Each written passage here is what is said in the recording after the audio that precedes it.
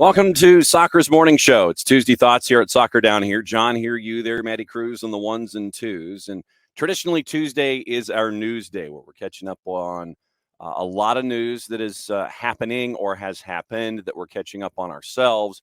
So there's a lot to go on here. I have an entire page of stuff to get into on both sides of the Atlantic.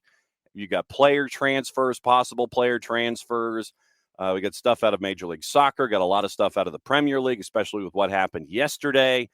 And we've got officials that may or may not be officiating and be in positions that they're traditionally in. You've got talks, you've got injuries, you've got the QOD, and we've got business, and we got a bunch of things. So I guess we're not really in a no dilly, no dally zone. So we'll get kicking here in just a sec. So, but before we go, before we get rolling here on the show, let me bring Maddie in and go over what happened yesterday.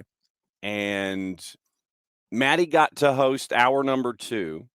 So, Maddie, now that you've had time to digest hanging out with Bart and Jarrett, what'd you think about hour number 2 yesterday, and the fact that you got to host and you're going to take my job?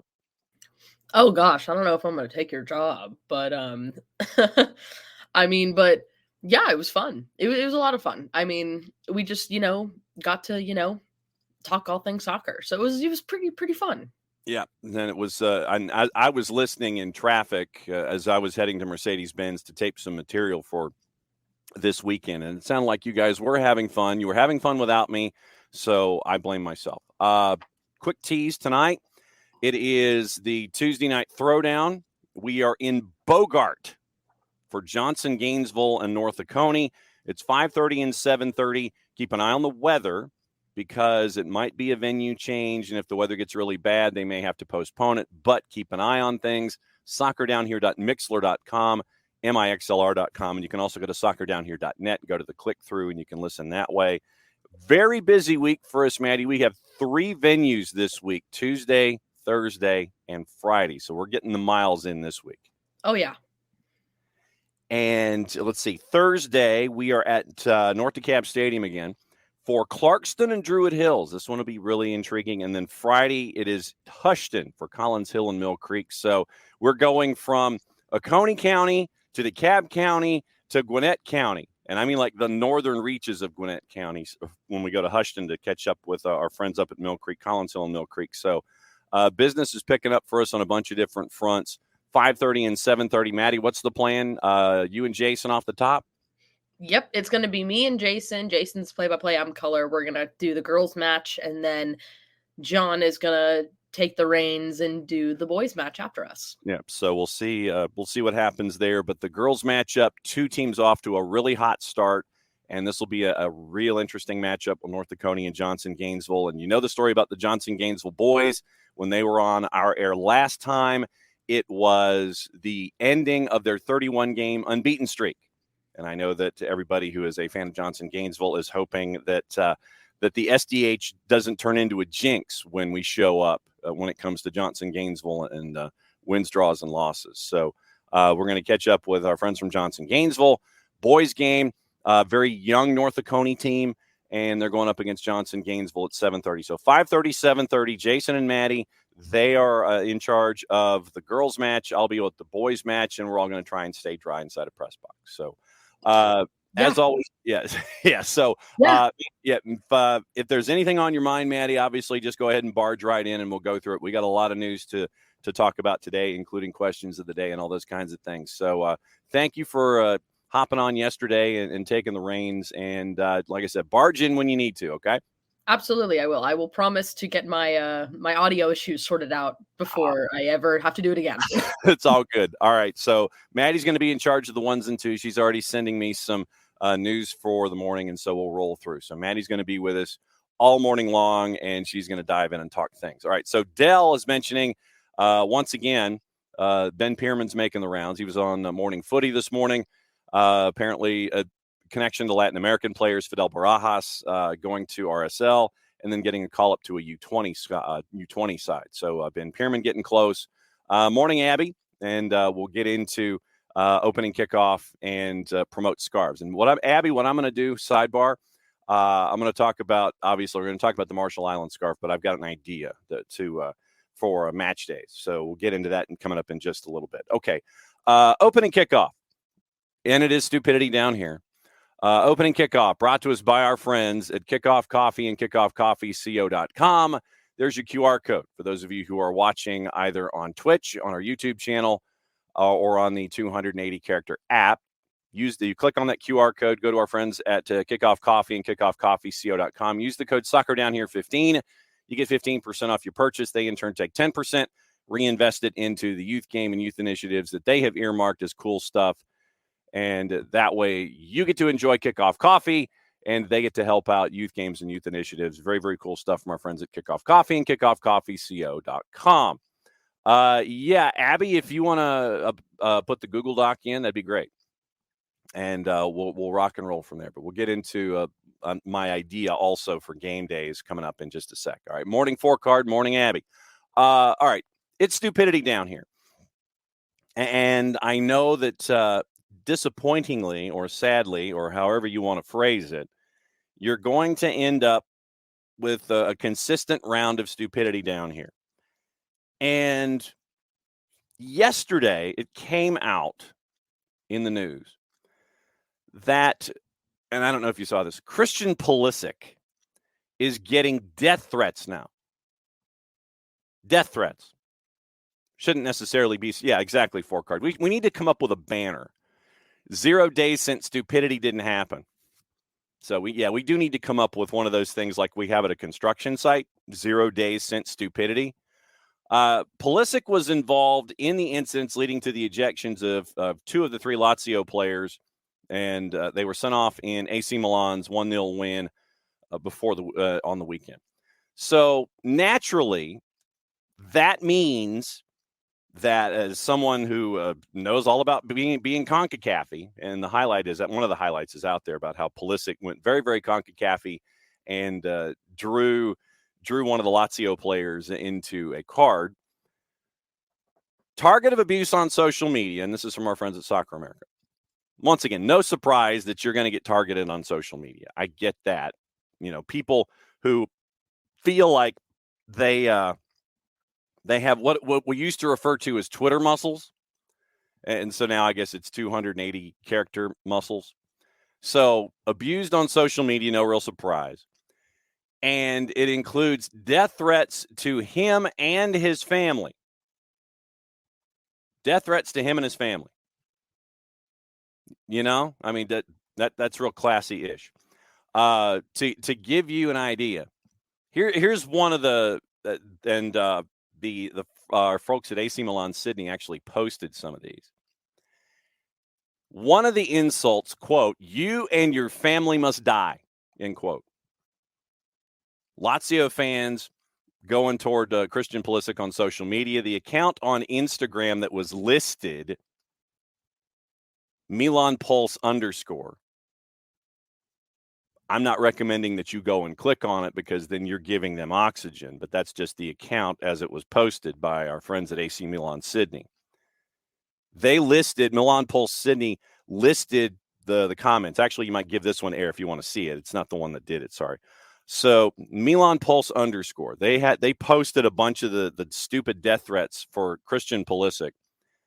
And it's just the dumbest thing today. Like I said, you get 0 days since stupidity happened, and it is frustrated, Lazio fans that decided to sit there and say, yeah, you and your family must die.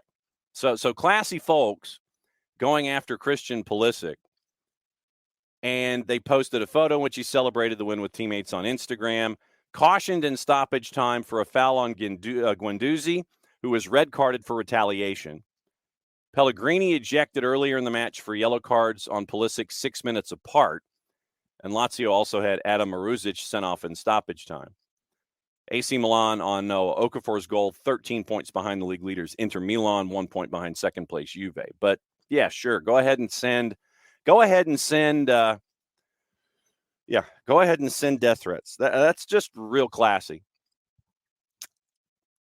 I would once again recommend, and this is why we do this. This is why we post these kinds of things. I would recommend that the club, I would recommend AC Milan sit there and track these folks down. I don't know how vigorous they're going to be in this regard. I hope that they're incredibly vigorous. And I would hope that these individuals are found and not just like Lazio 9842 2008 24 is found out to be some dummy account someplace. You got to find these folks.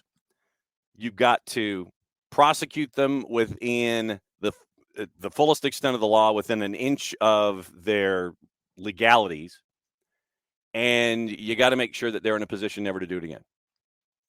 I mean, that would also require social media companies to sit there and crack down on this kind of stuff. And once again, that would be 1 day since that happened. So once again, Christian Pulisic gets death threats. I've always thought that we should expose people for their own stupidity. And sadly, yes, Forecard, it is 0 days since we last had stupidity on this construction site. So that's opening kickoff. Just wanted to put that out there for you to sit there and go, yes, people continue to be stupid when it comes to this kind of thing. Dell saying, could you imagine these people in Atlanta traffic? Well, they wouldn't be moving, first and foremost. They would all be at a standstill. And maybe a standstill, in a hands-free state, maybe a standstill is a good thing, because then that way they're not on their mobile device and they're being forced to actually pay attention to, two hands on the wheel and driving on the road to get from point A to point B. But yeah, you got to find these folks. You got to make sure that you really take your proverbial pound of flesh and you've got to prosecute it within the fullest extent of the law. Because, yeah, sure, let's just go ahead and say, yeah, you and your family must die. That's classy-ish. Oh, my God. But, yeah, that was a bit of a leftover from the weekend, but I thought it was necessary to bring to the table once again as we reset to 0. Stupidity down here. Dell is like, we need a public square again where we can put them on display. It wouldn't be a bad idea. I wouldn't necessarily have them hanging in the gallows or whatever. I wouldn't necessarily put them there, but there's got to be a way that you can. Morning, Harry. We're talking stupidity. So there's got to be a way to expose them for being the idiots that they are. So we'll see.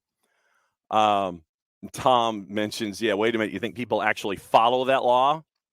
It's the reason there's so much traffic half the time, because some idiot on their phone caused a wreck, Tom. I can neither condone. Thank you, Hutch. It's stocks, the stockade. Yeah. Tom, I can neither condone nor endorse violating a law. So I have to say things optimistically. I have to say things when it comes to being sure that folks are paying attention to the laws of the road.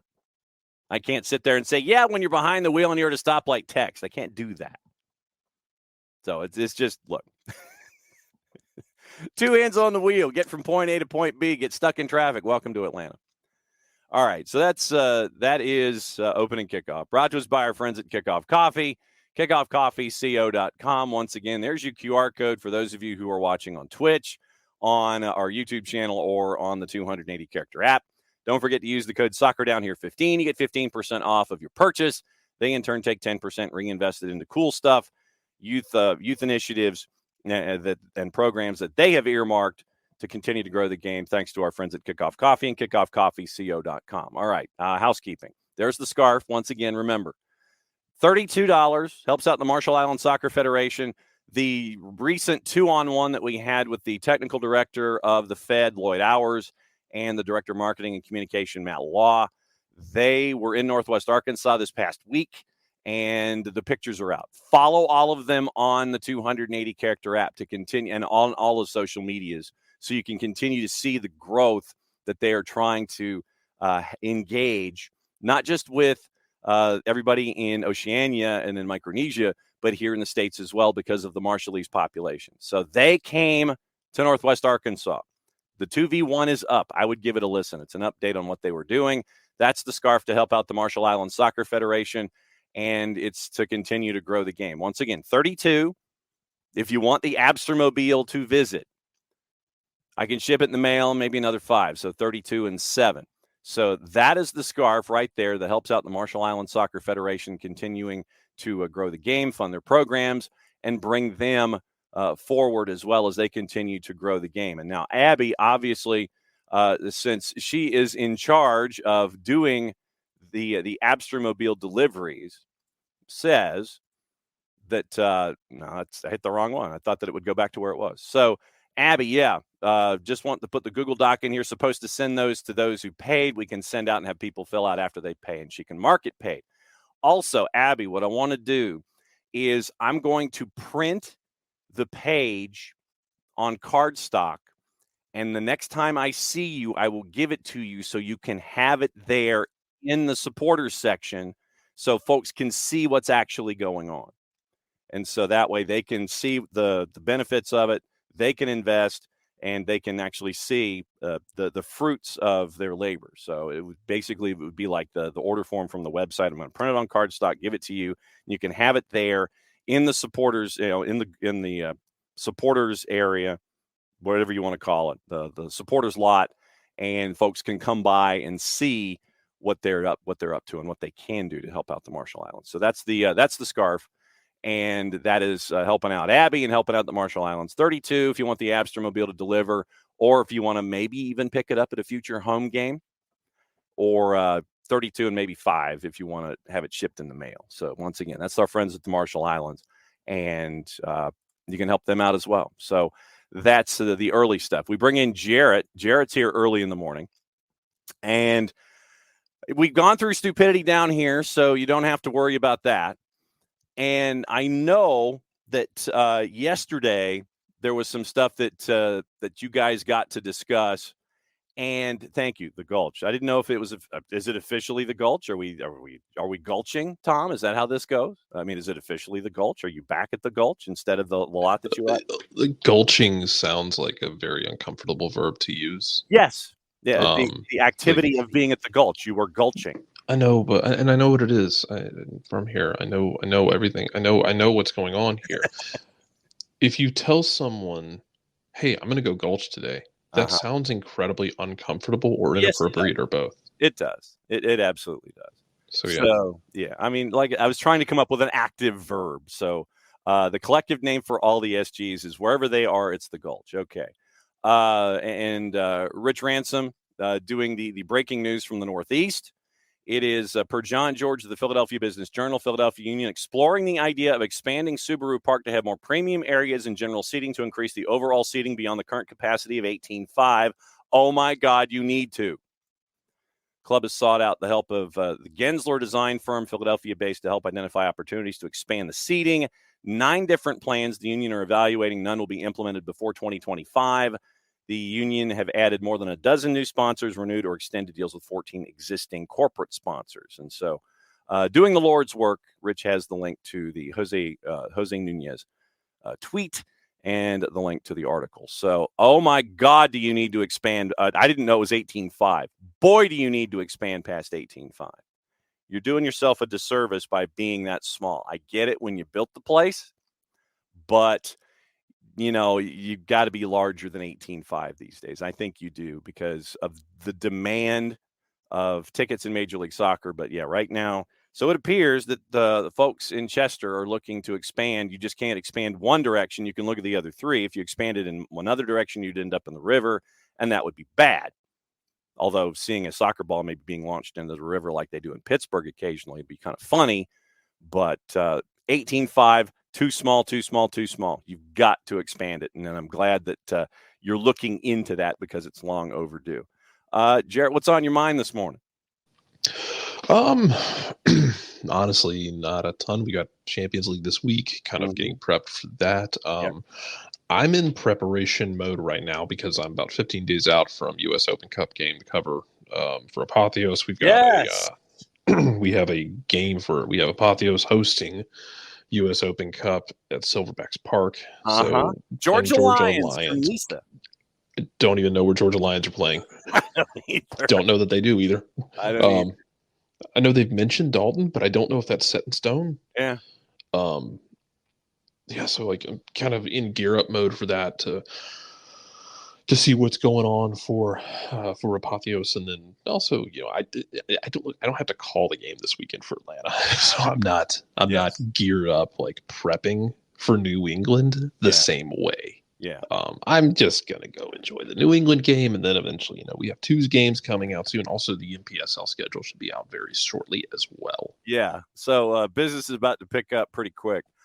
You ain't joking. Yesterday, there was I had discussed it early in the show, in hour number 1, about what Charlotte might be doing, and bringing in a player that you know a lot about from your attempts to corrupt Maddie into understanding and appreciating the Scottish split, because I remember that from yesterday's hour number 2. Somewhere, and I firmly believe somewhere Jason just screamed, but he doesn't know why he screamed. He just knows that he felt like this strong urge to just scream to the abyss. Yeah. And so you've got that particular news. Liella Bada, right now, it appears, and I say the word appears because there's nothing officially official, but there are discussions going on between Celtic and Charlotte to bring Abada over. And initially, there was talk of it being £3 to £4 million. Yesterday, it came out that it's looking more like 10 million to bring Abada over. What do you think? What are folks getting into? What are Jess and Willie P getting into if Abada makes it over to Charlotte? Well, similar to what we talked about before. I mean, he is a goal dangerous. He's double-digit goals last 2 seasons across all competitions. And there were a lot of goals to go around for the last 2 years at Celtic because it was Ange Postecoglou basically taping the accelerator to the floor. Didn't really matter the score. They just went for it constantly.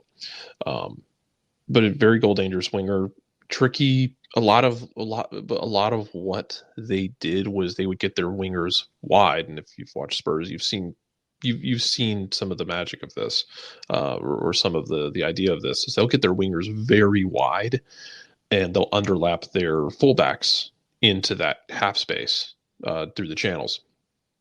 But when they get out wide, they can be very tricky on the dribble, and he can be tricky on the dribble. He'll also have those moments where he just kind of disappears for the game, but he'll show up when you need him to.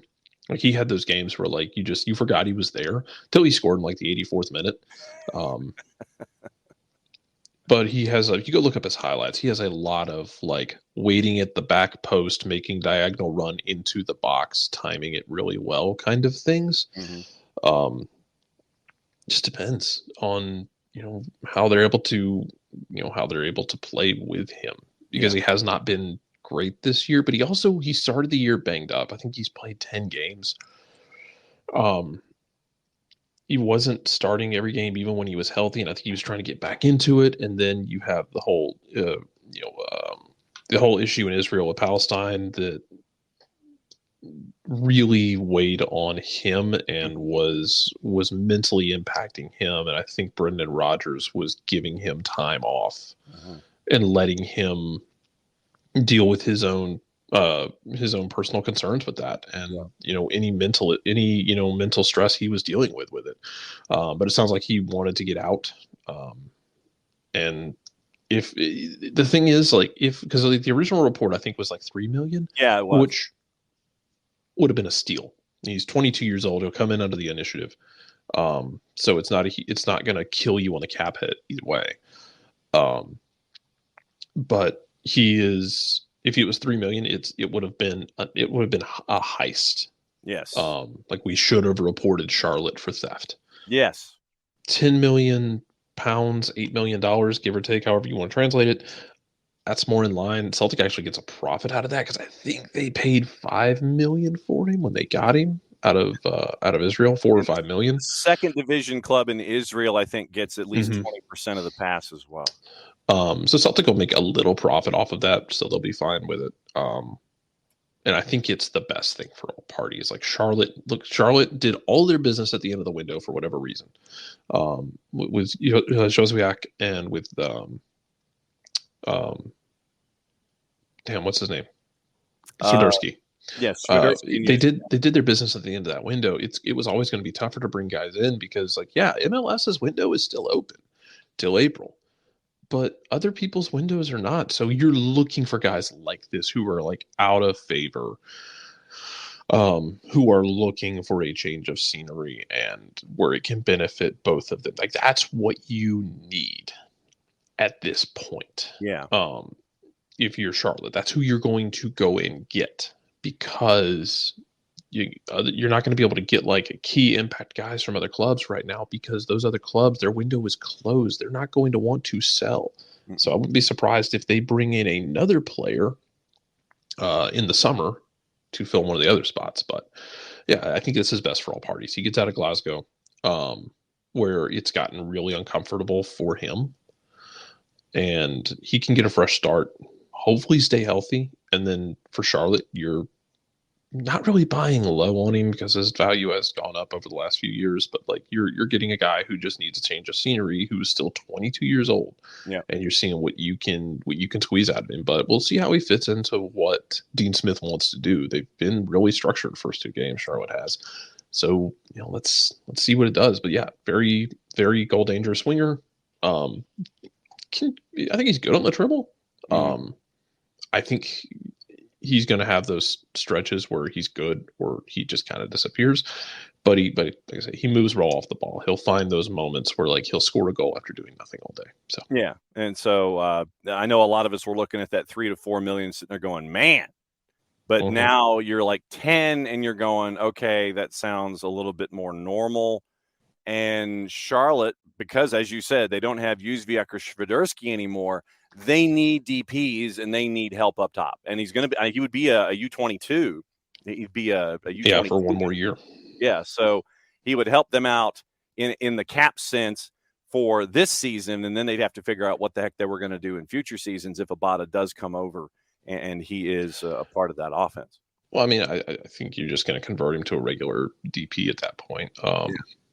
And if he gives you what he's shown he could do in the past, like if he does what he did, at Celtic, and keep in mind, like, again, the last 2 years, that winger room, especially last year, was really busy because James Forrest is 110 years old now, but James Forrest came up through Celtic's academy. He's been a part of Celtic for 20 odd years now. Right.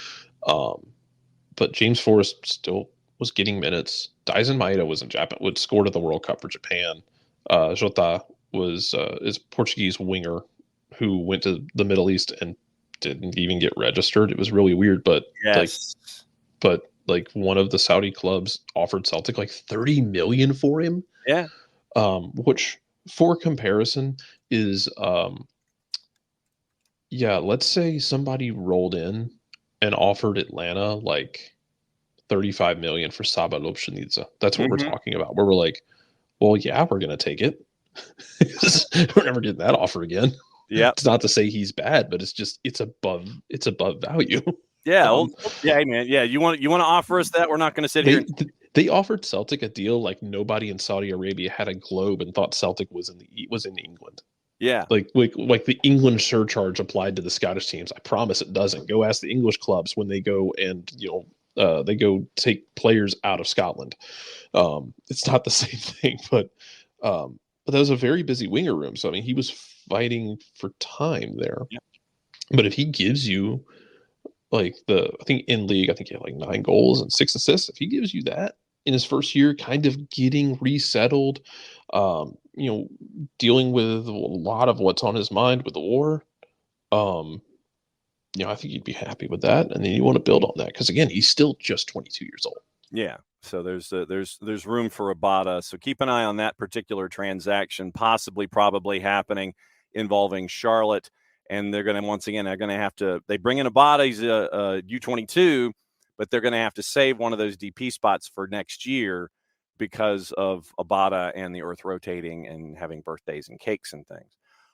Tom, in addition to stupidity down here, is classifying a particular moment from the Bundesliga as another stupidity down here moment. Did you see at the end of the Darmstadt match, the ultra that went onto the field and basically dressed down the club in front of the supporters section? They lose to Augsburg 6-0 at home.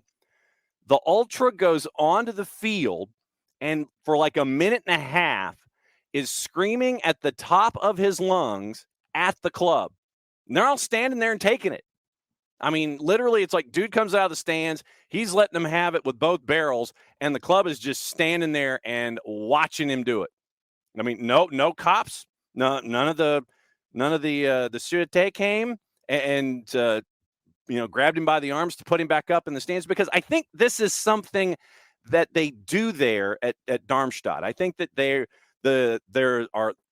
an ultra is allowed to come down and have either a pep talk or whatever with the club. I think this is a part of their fabric, and that's why you didn't see cops rushing the guy or anything like that, because I think, if I remember reading it, because I thought I picked this up someplace, that the ultras are allowed to come down and address the club after a match, and it just so happened that in this particular instance, it was a 6-0 drubbing at home, and so this particular ultra is just letting them have it. And I mean, this is just the Alabama call-in show, but more personal. Yes. So I mean, it is the Nick Saban show, or now the Kalen DeBoer show. Yeah, I want to see how Kalen handles that the first time they lose a stupid game. Like not even like a game where they get outplayed, but like the mid 2000s Ole Miss Hugh Freeze games. Like, you remember like Chad Kelly like winning a game against Alabama where like he bobbled the snap, just slung it out there, it bounced off someone's hands and landed on a wide receiver's hands, and he ran for a touchdown. Like that kind of game where the universe has decided you're going to lose this game and there's nothing you can do about it. And so literally dude comes out onto the field, and it was a good minute and a half rant. I mean, it was solid. He is what is released on tape is a solid minute 40. And he is just letting it go, and he is yelling. And the players, they're just staring. They're standing there and they're taking it. I give the players credit. I mean, they're staring at that ultra and taking in every word that he said. I know that there are a lot of situations where I'm sure on this particular side of the Atlantic, I know that there are folks that would love to have that kind of an opportunity either with their college football team or something like that. Yeah, could you imagine a call-in show? The Kalen DeBoer show after that loss that you're talking about, Jarrett, and somebody from Sylacauga comes in, stands right there in front of the table, and is just letting Kalen DeBoer have it, and DeBoer's got to sit and take it. That is what happened in the Bundesliga, and so I'm sure that a lot of us could have our favorite situations and try and translate where we would like to have something like that happen. In lieu of all this, I just realized what the next great MLS conspiracy could be. Oh, what? Imagine the next conspiracy being the same thing that impacts baseball, where like people lie about guys' ages coming out of South and Central America. Okay. Imagine guys hitting up the taking U22 spots. Yeah. And then you just like, this guy's 18 years old. He's actually 21. Yeah. And you just steal like an extra 3 years on somebody's U22 eligibility. Now I've decided I'm waiting for this. Who was the pitcher, the little league pitcher that was really Danny Almonte? Thank you, Danny Almonte. I couldn't think of his last name, but you'd have like a Danny Almonte situation. Who's the other guy? See, now you're going to go searching. Well, Fausto Carmona, that was his name. Whose real name was Alberto Hernandez. He pitched for the Indians in the mid 2000s. But like his age was off by 3 years. Of course it was. He was suspended for legitimately identity fraud because he had lied about his age and his name, which is funny because there was another Roberto Hernandez on the Indians. Yeah. He went by the name Fausto Carmona, and then it came out that wasn't his name, and he was 3 years older than he said he was. Now that's what I'm waiting for. Maybe not the name part, but I'm waiting for like someone to sign some 20-year-old out of Central America as a U22. It's like, this 20-year-old kid's amazing. He's actually 22 now. Yeah, he's But we're going to steal 3 more years out of him. You see, we got the birth certificate right here. That's how it goes. All right, so we can go in any one of two directions. I can either pose the QOD or we can talk about news out of Major League Soccer because of something that was released yesterday out of Major League Soccer. Let's do that. All right. We got an All-Star game, and it is in Columbus at the Death Star in July 24th at lower.com, and it is the MLS All-Stars and the Liga MX All-Stars. That was announced yesterday. You're going to have the skills challenge, 10 stars on each side. That's the day before at 7:30 on Season Pass. But now, once again, it is MLS, Liga MX. That is your All-Star game format. And, if you're interested in going, tickets go on sale March the 8th. But once again, I look at this, I get it. I understand it. 12 players by a fan vote, 12 players selected by Wilfred Nancy, 2 players selected by Don Garber. Fan voting is going to start at a later date. 26 players for Liga MX. You've got all the weekend stuff and all that. MLS All-Stars won the previous All-Star matches, including the 2021 in LA and the 2022 match at Allianz. And now they're tied in the All-Star Skills Challenge. Liga MX won in 21, MLS won in 22. And leaving the 2024 to break the tie. So if you're into those kinds of statistics. So now we have an all-star game. We have a format. We have an opponent. And it is and folks are looking at this, and this is how I'm interpreting it, as almost like your tees for Leagues Cup. And so what you're doing is you're getting both of them in one building. It's your tees for Leagues Cup, and it's going to be in an all-star game format in Columbus. I still don't know. I still don't love any of the formatting. Look, the bottom line is that they need to take our idea. We fixed it last year. We did. You, me, and Nick fixed it last year, and they never adopted it. So, I can only lead a horse to water. I cannot make it drink, Mr. Garber. Yeah, I mean, I can't. I can only do so much for you. You have to finish this drill yourself. I mean, we gave you the idea. Abby did the work and sent the idea to the league office. And in 40 minutes here on the show, we solved the problem of the All-Star game. We absolutely did. And you can, as you said, look, we gave it to them. We gave them an entertaining format. We gave them an entertaining way to go about it. I'll probably just repost it anyway, since we now have the announcement. I will probably pull the segment and post it to the network later today, since we now have a 2024 version of this. It would have been an amazing extravaganza of talent and randomness that would have been unsurpassed by any other league in any other All-Star game. But you chose to do the tees for Leagues Cup. I get it. I don't know how exciting it's going to be. I don't know how many Liga MX fans are going to make their way to Columbus, Ohio for this. It will be interesting to find out what the numbers are if they're ever released. But, you make your announcement, great. Okay, fine. Late July is an All-Star game. It's probably the quickest conversation that we've ever had about an All-Star game. Yeah, I mean, we fixed it. They tinker with the formula every year. It's fine. It's whatever. I don't really care about any All-Star game. There are 2 things I pay attention to when it comes to All-Star festivities in any sport. One of which is the home run derby. Okay. With which I'm going to try and find a way. If I have to climb inside of if I have to climb inside of a box and smuggle myself into this year in Atlanta, I would love to go to the home run derby. Yeah. The other one is the NHL Skills Challenge. Yeah. And I say that as the slam dunk contest has just gotten weird. Where I still like it, but it's just kind of gotten weird for me. Otherwise, I don't really care about your All-Star game. I really don't. why should I care is, I think, how you're going to be seeing a lot of fans. Why should I care? Why should I watch? And I'd love to know what, like I said, I'd love to know what the viewership levels are for the big 3 or 4, and see if there's a downward trend when these things are kind of metered. And it's just literally, we came up with a reason to make you care because it's so off the wall, fun, and interactive that you can't have anything but a good time with the way that we fix things. Maddie's jumped in. Maddie, what's on your mind? I absolutely despise the All-Star game. And I mean this in like the most mean way I could possibly do it. Why? I don't understand. Why? Rich, this is to Rich's point. Maddie, I don't know if you've ever. We'll have to dig this up for you, because we fixed it last year, and it was debauchery. To Rich's point, though, and Rich, you've nailed it on the head. This is exactly how I feel about it, man.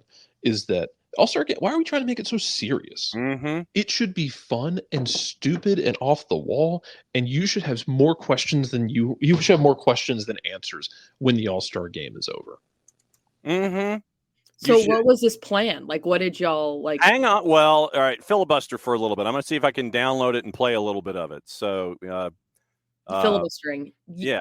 I feel like you should have it like. Listen, I honestly did like the Pro Bowl, like how they did it for NFL. I liked all the weird, like quirky little things that they were doing. Like I thought that was fun. And so I feel like if you're going to do something like that. Like all these like crazy skill challenges. You should even have like them do like the old format of MLS, how they would used to do penalty kicks, where they would run up from the center and then 35-yard NASL style. Do it. Why not? Mm-hmm. Yeah. No. To Dell's point, yes, it's an American thing that they feel like they have to have, but I did like it when they played Premier League teams. Hey, it's a little more fun, yeah. Because it's cool to see like the Premier League teams come in. I know you had Juventus come into Atlanta, and like Ronaldo showed up for like 5 minutes and like wasn't gonna play. Like, oh my god! But the thing is, like when you do that, you're getting basically that Premier League team's academy. Like they're not gonna go out there. You absolutely are. They're not gonna go out there and put themselves on the line. The NBA All-Star game being high scoring, yeah. If you like get weird with this, like turn it into like 5-a-side. Put them on a small, take them down to Atlantic to 5 points and put them on the mini pitches, and just like let them go do that. Or I don't know, like give it something, or make it indoor where like you can play the ball off the glass. Yeah. Like the old indoor rules where you can bounce it off the glass and things like that and keep it going. Yeah. Like the soccer tournament, the TST. Yeah. TST is the perfect. It was the perfect, most absurd format of this sport that was absolutely flawlessly applied. Mm-hmm.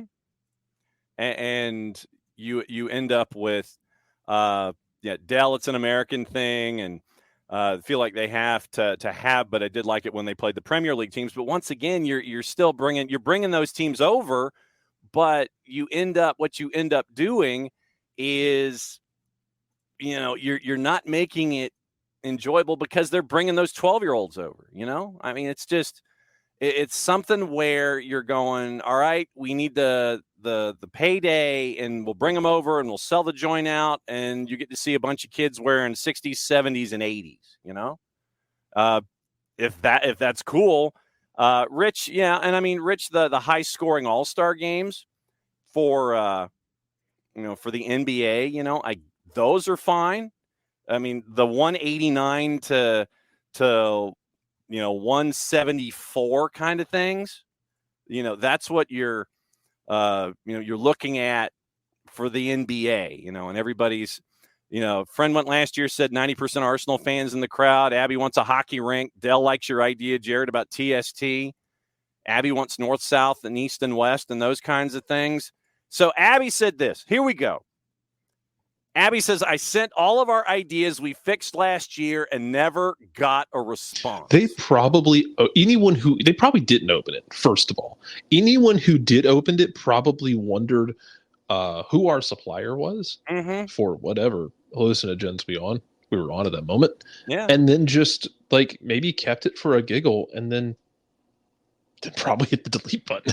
All right. then emptied the recycling bin just for security reasons. All right. So fine. Here's part of it.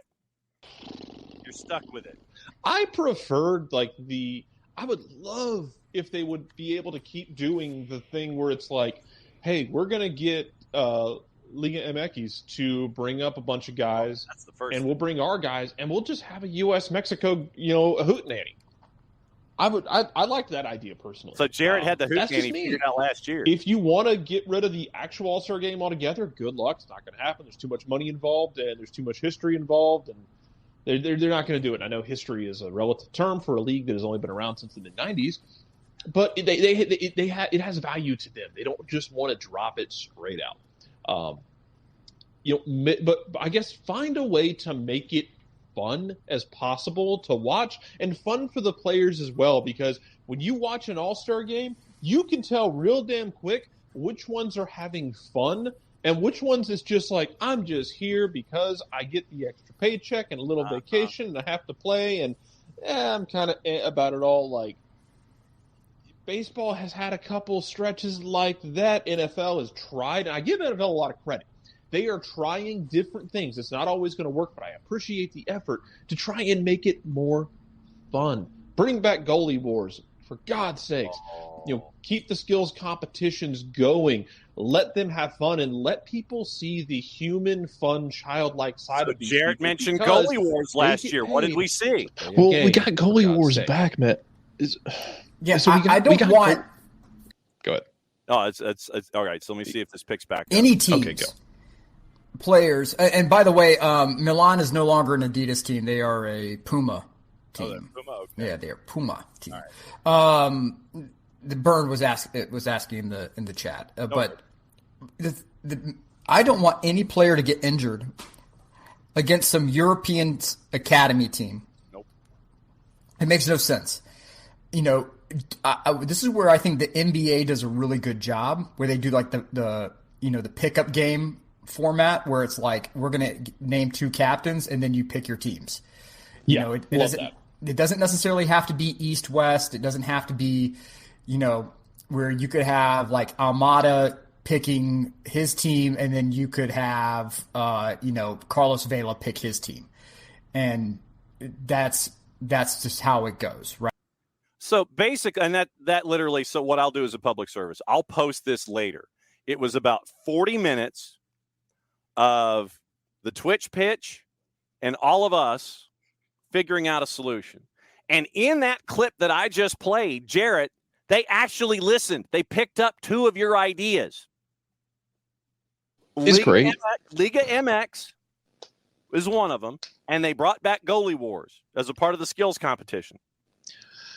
My only concern with this, and I am glad they brought back the goalie wars and skills competitions, because that part is fun. Like, I think what you're looking for is, if you're going to do this stuff, you want guys to have fun with it. And my core memory of all of this is going back to like the mid 90s and early 2000s, when every baseball player was up to their ears in steroids, and you would see guys doing the home run derby, and you had like Mark McGwire like hitting balls over the monster, basically trying to hit balls to Providence. Yeah.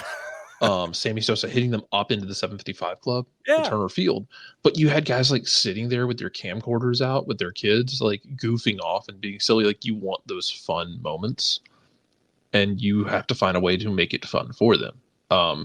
I know a lot of people want a goalie wars back for the retro sake of it, but when you get that one thing back, you can't just wash your hands of it and then pretend like it didn't happen, and then retweet one little highlight from it and then nothing again. Like, if you're going to do this, you have to commit to that task. You have to commit to making this fun, because like I said, you want to find the humanity in this of all these guys who are just being dumb. Because ultimately, a lot of these people are paid to play a game. It's an amazing experience, and one that we all love and dream about our entire lives. Let them have fun with it. And if you can't do that, then scrap the whole damn thing and let everyone have a vacation. Yep. I'm not going to lose sleep if you do that. Yeah. Maddie, go for it. I like those ideas. I liked the goalie war. I really did. I thought that was a lot of fun. Yeah, I mean, I think they should make it more fun. Like, it's like you have the skills competition, but like even the skills competition, like it's still like a lot of players are just doing it, and like they're like, okay, I'm here. Like, just come up with fun ways to make it like more fun. Let us see the players just like have fun and be who they are. It's very rare that we get to see the players like actually like have like sit down like fun moments. And I think it's fun. You love getting to do that stuff. As a fan, you love to see it. So one of the weird things we did during the All-Star game in Atlanta in 2018 is they played like these little pickup tournaments at 5 points at the pickup area. Mhm. We actually had a bunch of people from MLS come down, from MLS Digital. So we had like Weeby, we had Bobby Goss. Warshaw when he was still working there. Yeah, Goss was there. Yeah. And they came down there, and then we had all of the podcasts from Atlanta at the time. And then we just started like trading out, and just people were just jumping in and talking about random stuff while also halfway commentating these weird little pickup games. And it was dumb, but it was kind of funny. Mm-hmm. And it was kind of silly, but it wasn't professionals doing it. But like, have that kind of approach to it where it's just kind of dumb and silly, and like, please be reminded at all times that we are playing a game, that we are watching a game. It is a sporting event. That is where it begins and ends forever and ever. Amen. Mm-hmm. I also fully endorse the idea that I think Rich had of like, hey, what if we just did like Comic Ball or Comic CONCACAF versus the world? Like, do old world, new world. Mm-hmm. Yeah, KFC got that. Yes. Nice. It was such a weird night. Mm-hmm. But yeah, like you old world versus new world, like split them up. Yeah, like have Messi pick his team, like do it like NBA style. Have Messi pick his team, but he can't pick anyone he played with at Barcelona. That'd be pretty funny. That'd be a good one, Rich. That's a good addition. I mean, literally what we came up with, and this is the greatest hits. Like I said, as a public service, I'll post it to the network later today. We ended up with the game at Mercedes-Benz. We had the boards up, and we didn't have plexi, but we had the boards up for like your hockey games. You have your indoor soccer. You can bounce the ball off of the boards and continue to play it. You can bounce it and pass it to yourself. You had hot tags and hot changes. So you weren't having to wait for a fourth to sit there and hold up a banner for a hot change. Literally, you could tag in and tag out like wrestling. Literally, you're off to the edge, and you want to sit there and tag out. You tag out. You make the jumping tag. You're trying to stop a rush. You make the jumping tag to the hot guy. They go in. You're pulling random folks from the broadcast booth. You have to make sure that they're prepared, or if they're not, it's even funnier. Like, if you want to make a hot tag and you summon Kevin Egan from the anchor desk, you have to do it. There is no, I'm in a suit. No, you tag in Kevin Egan. Mm-hmm. You're on the field. You tag in Kevin. You go on the hot mic in the PA and you go, I'm tagging out Kevin Egan. Get down here. You have to go. There is no substitution rule where, I'm in a suit and a tie. No. Liam McHugh, no. You can't. I mean, if you want to tag in Sasha or BWP, you can. If you want to tag in Kalen Kyle, you can. But you want to do a hot tag. This is my judge. I know Kalen Kyle caught a lot of heat from the Minnesota people this week. Yeah. I just want to like make it clear and remind people Kalen Kyle actually played this game at a pretty high level. Yeah, Canadian national team. Yeah, don't tag her in thinking you're going to embarrass her, because she'll probably skin you alive. Yeah, and then she'll probably literally skin you alive. Yeah, and if there are legends in the building, you can bring out a legend, and it's like the Royal Rumble intro where you have the countdown clock and the smoke, and instead of coming in from through the Delta 365, you're coming in from the end zone, and you have all the smoke and the fire and the flame and everything, and it's Carlos Valderrama, one of those. You have those moments too, and literally, somebody's got a sheet of paper with a master list, like Ronaldinho's there, and you tag in Ronaldinho, and I think Nick mentioned, was it you and Nick that mentioned that TurboTax would sponsor it, so that way, whatever their appearance fee was, they wouldn't get in trouble? Yes. So those kinds of things. Because every one of the people you've mentioned has had tax issues. Yes. But the thing is, you announced Darren Eales as a surprise combatant, and Darren Eales doesn't come through the tunnel. He just like comes down the stairs at like section 104. Yeah. And just jumps over the wall onto the field and starts running out there and playing. Absolutely. Yeah. And so, I mean, Dell is like, what if you had a game with new rules, like no offside? Maybe the forwards stay in the final third and make lines, unlimited subs like hockey. Yeah. That was once a half, every player can pick up the ball and use their hand. Yeah. And you can throw it and do whatever. I mean, legitimately, you end up with stuff like this, and you're literally, the hot tag was one of the first things we came up with. Unlimited substitutions. It doesn't matter because, I mean, honestly, if all right, so let's run through. So Sasha and BWP might still have a couple of minutes in them. Kevin plays pickup, so he would have no issues with it. But honestly, if somebody like I said, if it's Zidane or Ronaldinho or whomever, and they've only got a couple of minutes in them, fine. Just, tag, go, you're in, you run around for a couple of minutes, you get your $50,000 and you're back out the door, and you make your grand exit and everybody cheers and waves, and you get all this kind of stuff going literally for 90 minutes. See, this is perfect because Kevin already has, he's already done stuff with WWE. He could just announce it like that. Well, and the thing is that Kevin, or if you tagged in Kevin Patrick jumps in. Yeah. Kevin Egan comes out. Kevin Patrick goes in. Literally. And I mean, it's so if Kevin dies, his heart just explodes. Yeah, you had like Diego Valeri, Gio Savarese, Kevin, Kalen, BWP, Sasha. If you're working television for that match, you still have to wear your microphone and your IFB when you play. You still have to wear those because you remember the All-Star game and Brad is wearing the IFB and the mic and he's trying to make a save in an outlet while he's talking to the booth. The talent that is there for the network has to come down when they get a hot tag, but they cannot leave the IFB and the microphone behind. They literally have to continue to play with that on. So that way they can have the conversations and they can still call the match. They can still analyze and do whatever. But the TV folks and the radio folks, like if you have, Joe Tollison and, Ray Hudson or whomever calling the match, you tag in Ray Hudson. Hudson's still got to have his radio gear on. Yeah, again, we fixed this for you, Major League Soccer. Our emails are open. Mm-hmm. So get with the program, figure your ish out, mm-hmm. and call us. Yeah, I mean, Andy, by God, is that Carlos Vela? I mean, sure.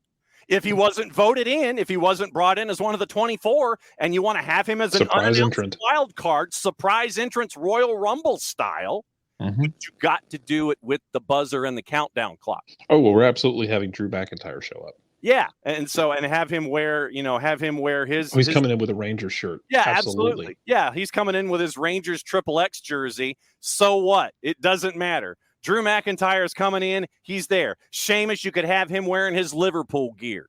Could you imagine Kevin Egan / Kevin Patrick trying to bounce off of Sheamus or Drew McIntyre and try to win the ball away from either of them? That would be epic and amazing. No, I cannot. But man. Rich says the best ever was the NHL rookie game. Unlimited subs, running clock, no face off. Threw a puck out there and told him to go. See? I mean, honestly, you run like hell for 45 minutes. Rich McIntyre is also a known Rangers fan, which is a much healthier life to live right now than being a Man U fan. Yeah. He's also said in an interview that numerous people backstage have claimed Celtic fanhood just to piss him off. Not a surprise. Sheamus repeatedly was claiming Celtic just to antagonize him. Absolutely. That's no other reason. Yeah, and so then what you probably end up doing is you make sure that you have Drew McIntyre and Sheamus on opposite teams. Or do you have them on the same team and fighting over the ball? That would be the larger question. So, I mean, Andy, who's watching on the YouTubes, God bless you, 3 30-minute periods. Do you want to do 3 30s like the NHL?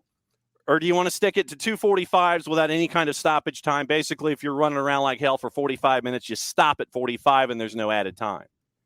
And you have, But then the question belies itself: who's the man in the middle? Who is going to be your center ref for this? All things being equal, and taking the current situation out of play. Is it Ismail Elfath? Do you have a guy like Elfath in the middle? Do you think he'd have a sense of humor about the whole thing? It just depends. Do we get a new contract for? Well, I know. All things being equal, I know that was an easy dig, but I mean, all things being equal, Chris Penso's giving a red card during the All-Star game. Absolutely, and it's absolutely, it's absolutely not gonna be. It's Chris Penso is gonna be giving a red card during the All-Star game, and it's not gonna be a fun red card. He's gonna be like genuinely upset at somebody, and Chris Penso's giving a red card in the All-Star game. Like he's gonna give a red card to Kevin Egan for doing. It's gonna be dissent. Yeah. So basically, Kevin, I could see it right now. Kevin is dissent on Penso, or Penso met him at the hotel ahead of time and had some information allegedly. And then they go to the match, and then when Kevin wanders out onto the field for the first time, Penso goes straight red. Literally, Kevin walks right out, and he's about ready to do his first shift, and Penso stops him, gives him a straight red, and Kevin has to go. Literally, something like that. Andy's like, do a pinball machine, you hit certain targets, they throw in so Andy wants Moneyball.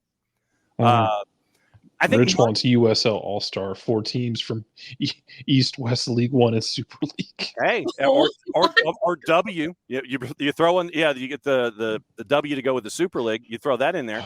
But see, now, Andy, to your point, do like a pinball machine, you hit certain targets. We actually had Moneyball coming in the last 10 minutes of the half. So literally, we would go Moneyball for the last 10 minutes of each half. So you'd have 2 balls out there and doing whatever. So that was something that we did consider. Rich, I think the USL All-Star game idea would be awesome because, and honestly, you get a team like South Georgia Tormenta, who's got USLW and USL League One. I mean, do you call Amy Andrews back from Durham? Do you call in the players that are getting international call-ups right now from USLW with South Georgia Tormenta, and that have been getting reps in the W Gold Cup? That's what I would do. You bring all those folks in here. But we can fix your All-Star game, MLS. Just please let us, or just don't do it. Like the other option here, amidst all of this fun, is just don't do it. Give everybody extended period off. Let them go on vacation. Let them do the weird things they do in Europe, where like I know Scottish teams will go to somewhere warm because they have to take a winter break in December because the fields are literally permafrost. Yes. And you can't play in the northern fields. And they'll they'll go to the Middle East or Tenerife or something. Yeah, they'll go to the Canary Islands and put in a week worth of work. Yeah, let it I don't know, give guys a week off to go somewhere in the summer. Hey, they want to go to Disney, they want to go to Acadia National Park. Yeah, let them live their best life, man. You could just scrap the whole damn thing. They implement the orange ball. Yeah, well, I need a clarification. Ooh. Hutch is saying change the type of ball being used whenever it goes out of bounds. Hutch, specifically, what do you mean? The orange ball. Do you go orange ball? Do you go? No, you change the shape. Yeah. So I mean, well, but or the size or both. Yeah, and so this is what I was trying to get at. Do you have soccer balls with various PSI?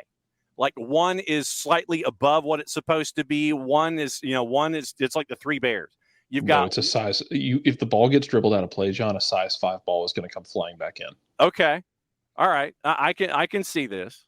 So I have zero issue with the changing. A size 3 ball is going to come flying back in. Okay, so Hutch is like shape and type. So Hutch is like Hutch is correct here, because imagine a rugby ball comes the ball goes out of play, and the ball kid on the sideline hands you a rugby ball. Okay, all right.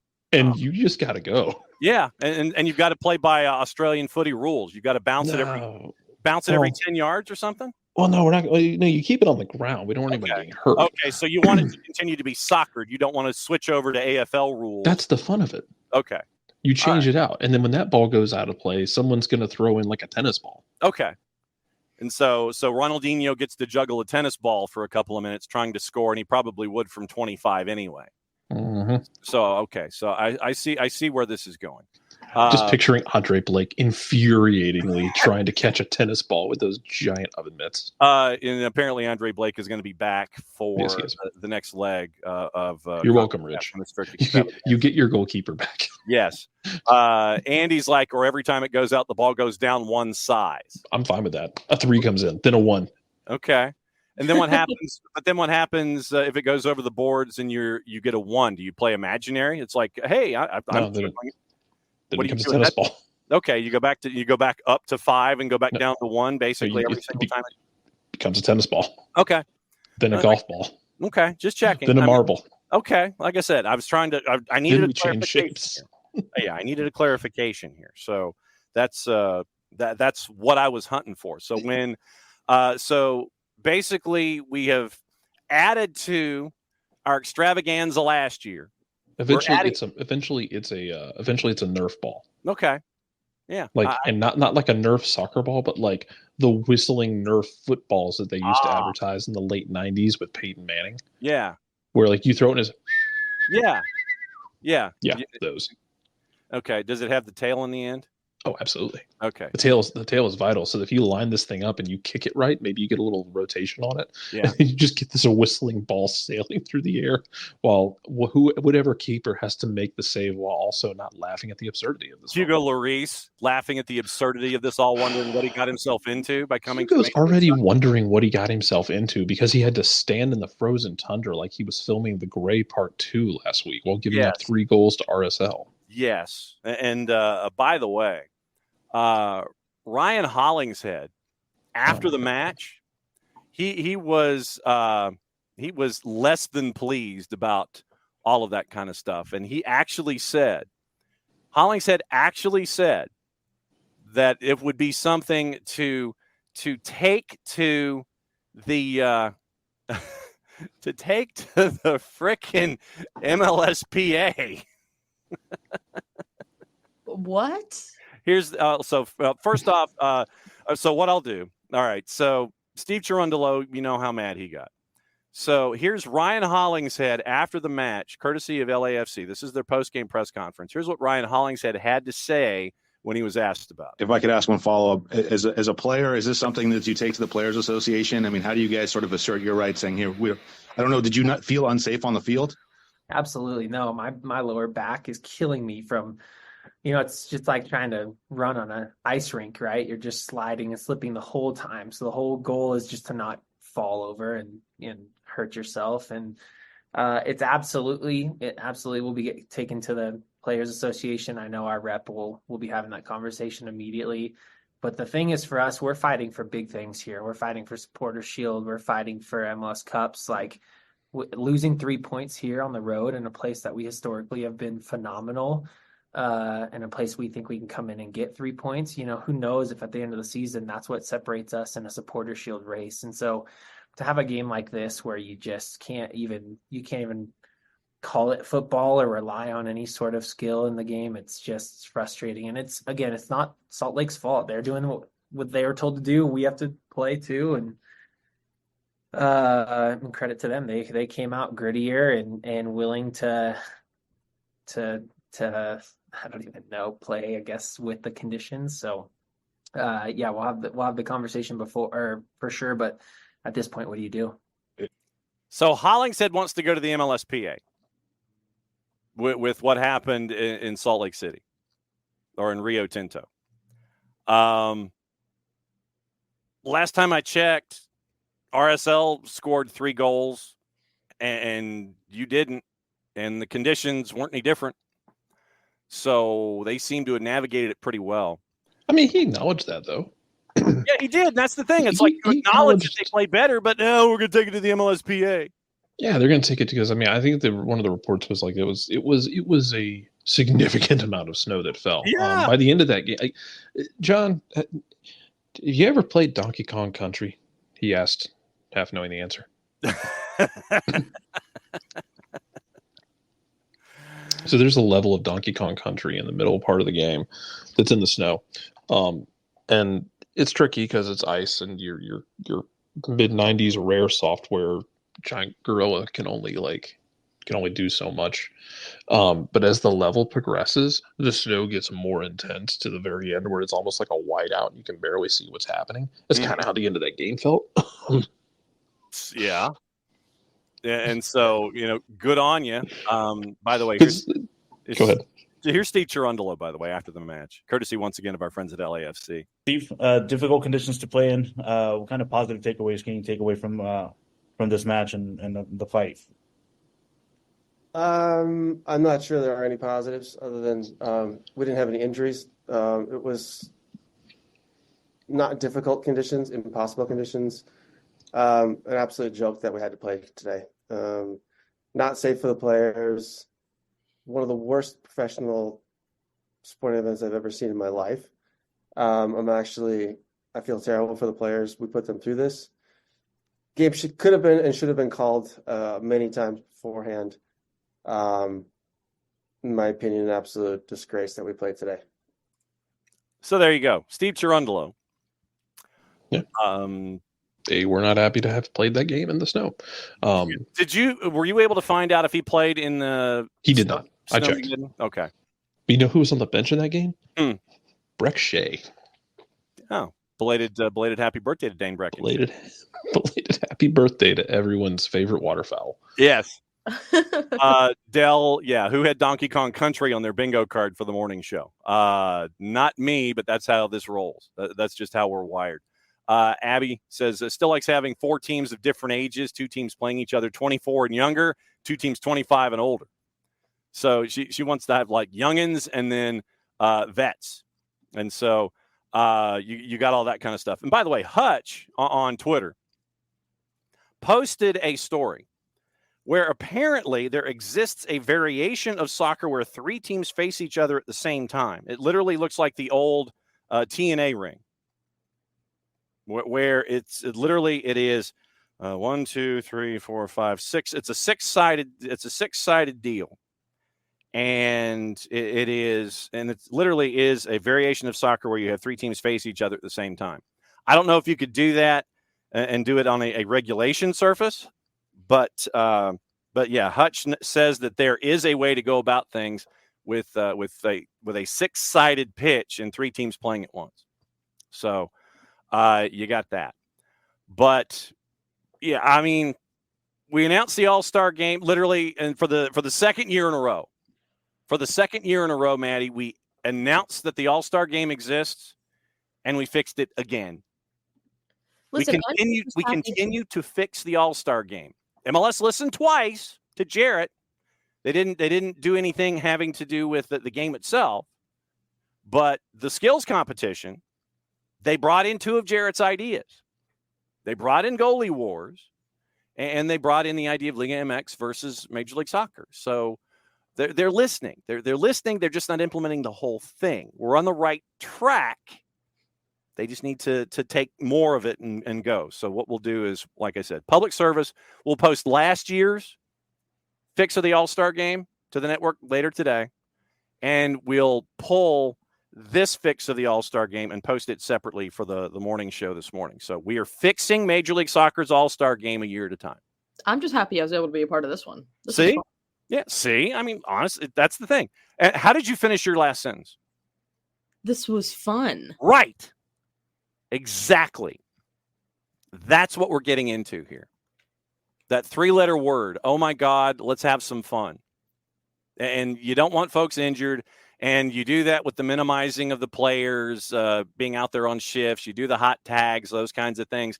Look, if somebody's gassed, I mean, seriously, if Kevin Egan is gassed after 7 minutes of running around there with MLS stars and legends and stuff, and he has to hot tag out after 7 minutes, fine. Dude's got a game to call. He's got something to analyze. I think it'd be fantastic. But once again, to keep folks from being injured, you go out, you make your one run.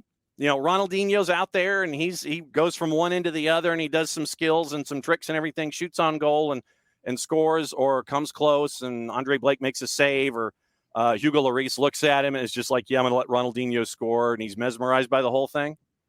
You got to have fun with this. And late in a game of Liga MX and Major League Soccer, you run the risk of this being the tease to Leagues Cup. Things get a little chippy. Mm-hmm. You don't want that. I mean, Well, you don't Greg want Carson got injuries. injured in one of these things. Exactly. You don't want injuries. So that's been like the biggest thing, at least my biggest gripe with it, is I'm like, we play this game, we have this break, and I'm like, some of our players get picked to be on the All-Star, which is it's great. I'm glad that they get picked, and I'm glad that they're a favorite. I don't want them getting injured. Mm-mm. I don't No. want them going out there and getting injured. I was very grateful that I think the last year we didn't have. Did we have anyone? We only had one, right? Yeah, my name is Tiago. Yeah, it was Tiago, but I don't think Tiago.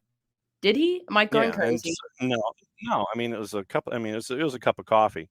And Hutch is also now suggesting on the Twitters a personal skills contest, and he's posted the video of Sina Sakurai, who is doing some amazing tricks and things like that. Look, whatever makes it fun, and whatever makes folks not get injured, that's what we're looking for here.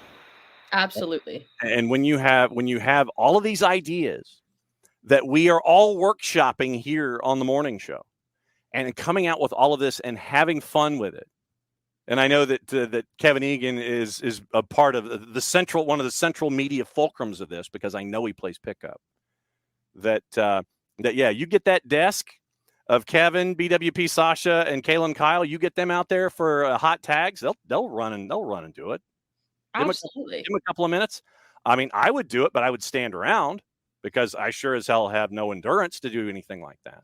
I could do it. It'd be so fun. Well, I mean, I would probably run and point, or turn into a coach or something and sit there and yell from the sidelines, and lean over the bench or something and do something like that.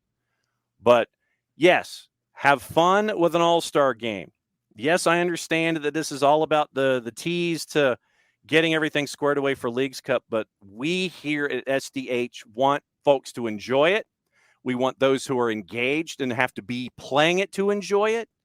And we want it to be an enjoyable experience across the board. We don't want chippiness. We don't want injuries. We understand rivalry, but an all-star format is not the place for it. Nope. So once again, we humbly submit the Soccer Down Here collective fixes to the All-Star game and to All-Star weekend. Like I said, you pulled 2 from us last year, 1 happening yesterday and 1 happening during skills competition. So pull another 2. Hell, pull the 45 minutes from last year where we were workshopping it and the 15 that we did today. That's an hour's worth of fixing of the MLS All-Star game that SDH, the Twitch Pitch, and the Morning Show have graciously workshopped to give to Major League Soccer. We want this to succeed. We want this to be something that folks are gravitating to watch instead of sitting going, oh, great, there's another All-Star game. We want the soccer community to enjoy an all-star game and a format and a program. So please, hand to heart, other hand in the air, take our ideas, give us credit. Let us be the grand marshals of the thing. Agreed. That's all that we're looking for here. Take our ideas, please. I feel like Henny Youngman. That's your Google search for today, kids. Take the ideas, implement them into future MLS All-Star games and weeks. Enjoy. Bring in the casual individual who might not have seen the All-Star game before. And they come in and see all of this madness that is there, that has been created by those who love what's going on and want it to succeed and want the league to grow and be noticed. And yes, the thought was from Andy, the Euro snobs would lose their minds. That's up to them. If they don't want to take it for the fun that it's supposed to be, that's what we refer to, Andy, as a them problem. We're there to have fun. It is an exhibition. It is an exhibition, not a competition. So please, as always, no wagering. Although the side bets on who would be coming in for celebrity run-ins and hot tags would probably be off the board. And you'd have people searching hotels trying to figure out, there's a sighting of there's a sighting of Edinson Cavani. Oh my God, Cavani! So put him on the board for the juice boxes. Make this an enjoyable experience for everyone. Like I said, I get it's a tease for Leagues Cup. I get it, but you want to draw in the casual viewer. How else do you draw in the casual viewer than making it fun? Clint Dempsey and the CBS folks are there. You know, you get Micah Richards on a hot tag. You get Dempsey on a hot tag, and he cleans somebody out. Like he goes to try and clean out Drew McIntyre or Sheamus. Then he's done. Like one dribbling exhibition, shoot, hip check, take somebody out with a tackle. Dempsey's done, but he's got to wear the IFB and the microphone, and he goes back up to his desk. Those kinds of things. That's what we want. We want this to be a fun experience. So please, MLS, a positive. Take our ideas. We just want credit. We want a seat at the table. We want to have our own desk. We want to do kind of like our own live little thing. We want to be active in the week. But you're more than happy to continue to take our ideas, as we've done for 2 years in a row. And Andy, if the Euro snobs are bent out of shape and they don't understand it's an exhibition and supposed to be a place where people are having fun, that's on them. That is legitimately on them for not having a sense of humor. Oh, you're soiling the beautiful game. It's an exhibition. It has nothing to do with determining who stays and who goes. If a European soccer fan had their Premier League side come to the States, and it was Arsenal or Manchester United or whomever, and I know if you're a Manchester United fan, depending on who it was that would get injured, you wouldn't care. Like if Harry Maguire or Scott McTominay was the one that got injured, then you wouldn't sit there and go, yeah, well, that's okay. But let's just say, let's say Garnacho's out there for a cup of coffee and he takes a wrong step. And he twists his ankle, and he's got to go back to England, and he's not going to be there for whoever the manager would be, because apparently there's talk that Eric Ten Hag isn't going to be there next season. You know, if it's Chelsea and Conor Gallagher takes a wrong step, and then he's got to go back to England for the balance of the Premier League season, get ready for training camp, and you don't know how long you're going to be without him, and Mauricio Pochettino might not be there, because now they're looking at other dudes possibly to take over for Pochettino. So Premier League training camps would be ruined if certain individuals are injured. But what good does it do a Premier League side when you're bringing up dudes who are wearing 60s, 70s, and 80s to go up against an MLS side? What good does that do Major League Soccer? It doesn't. And if a European fan who would have their European club attached to a exhibition, what good does it do to kvetch about something that is an exhibition anyway? How about we're soiling the beautiful game? It's an exhibition. It's a made-for-TV event. So the European fan in this situation, if they lose their minds, that's on them. That is absolutely on them if they lose their minds. That is a them problem of them problem proportions. They're just jealous that they don't have it.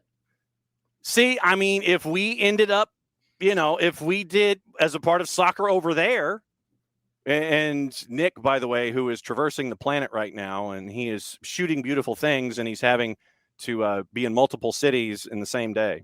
So that's why Nick is on extended leave doing real world stuff.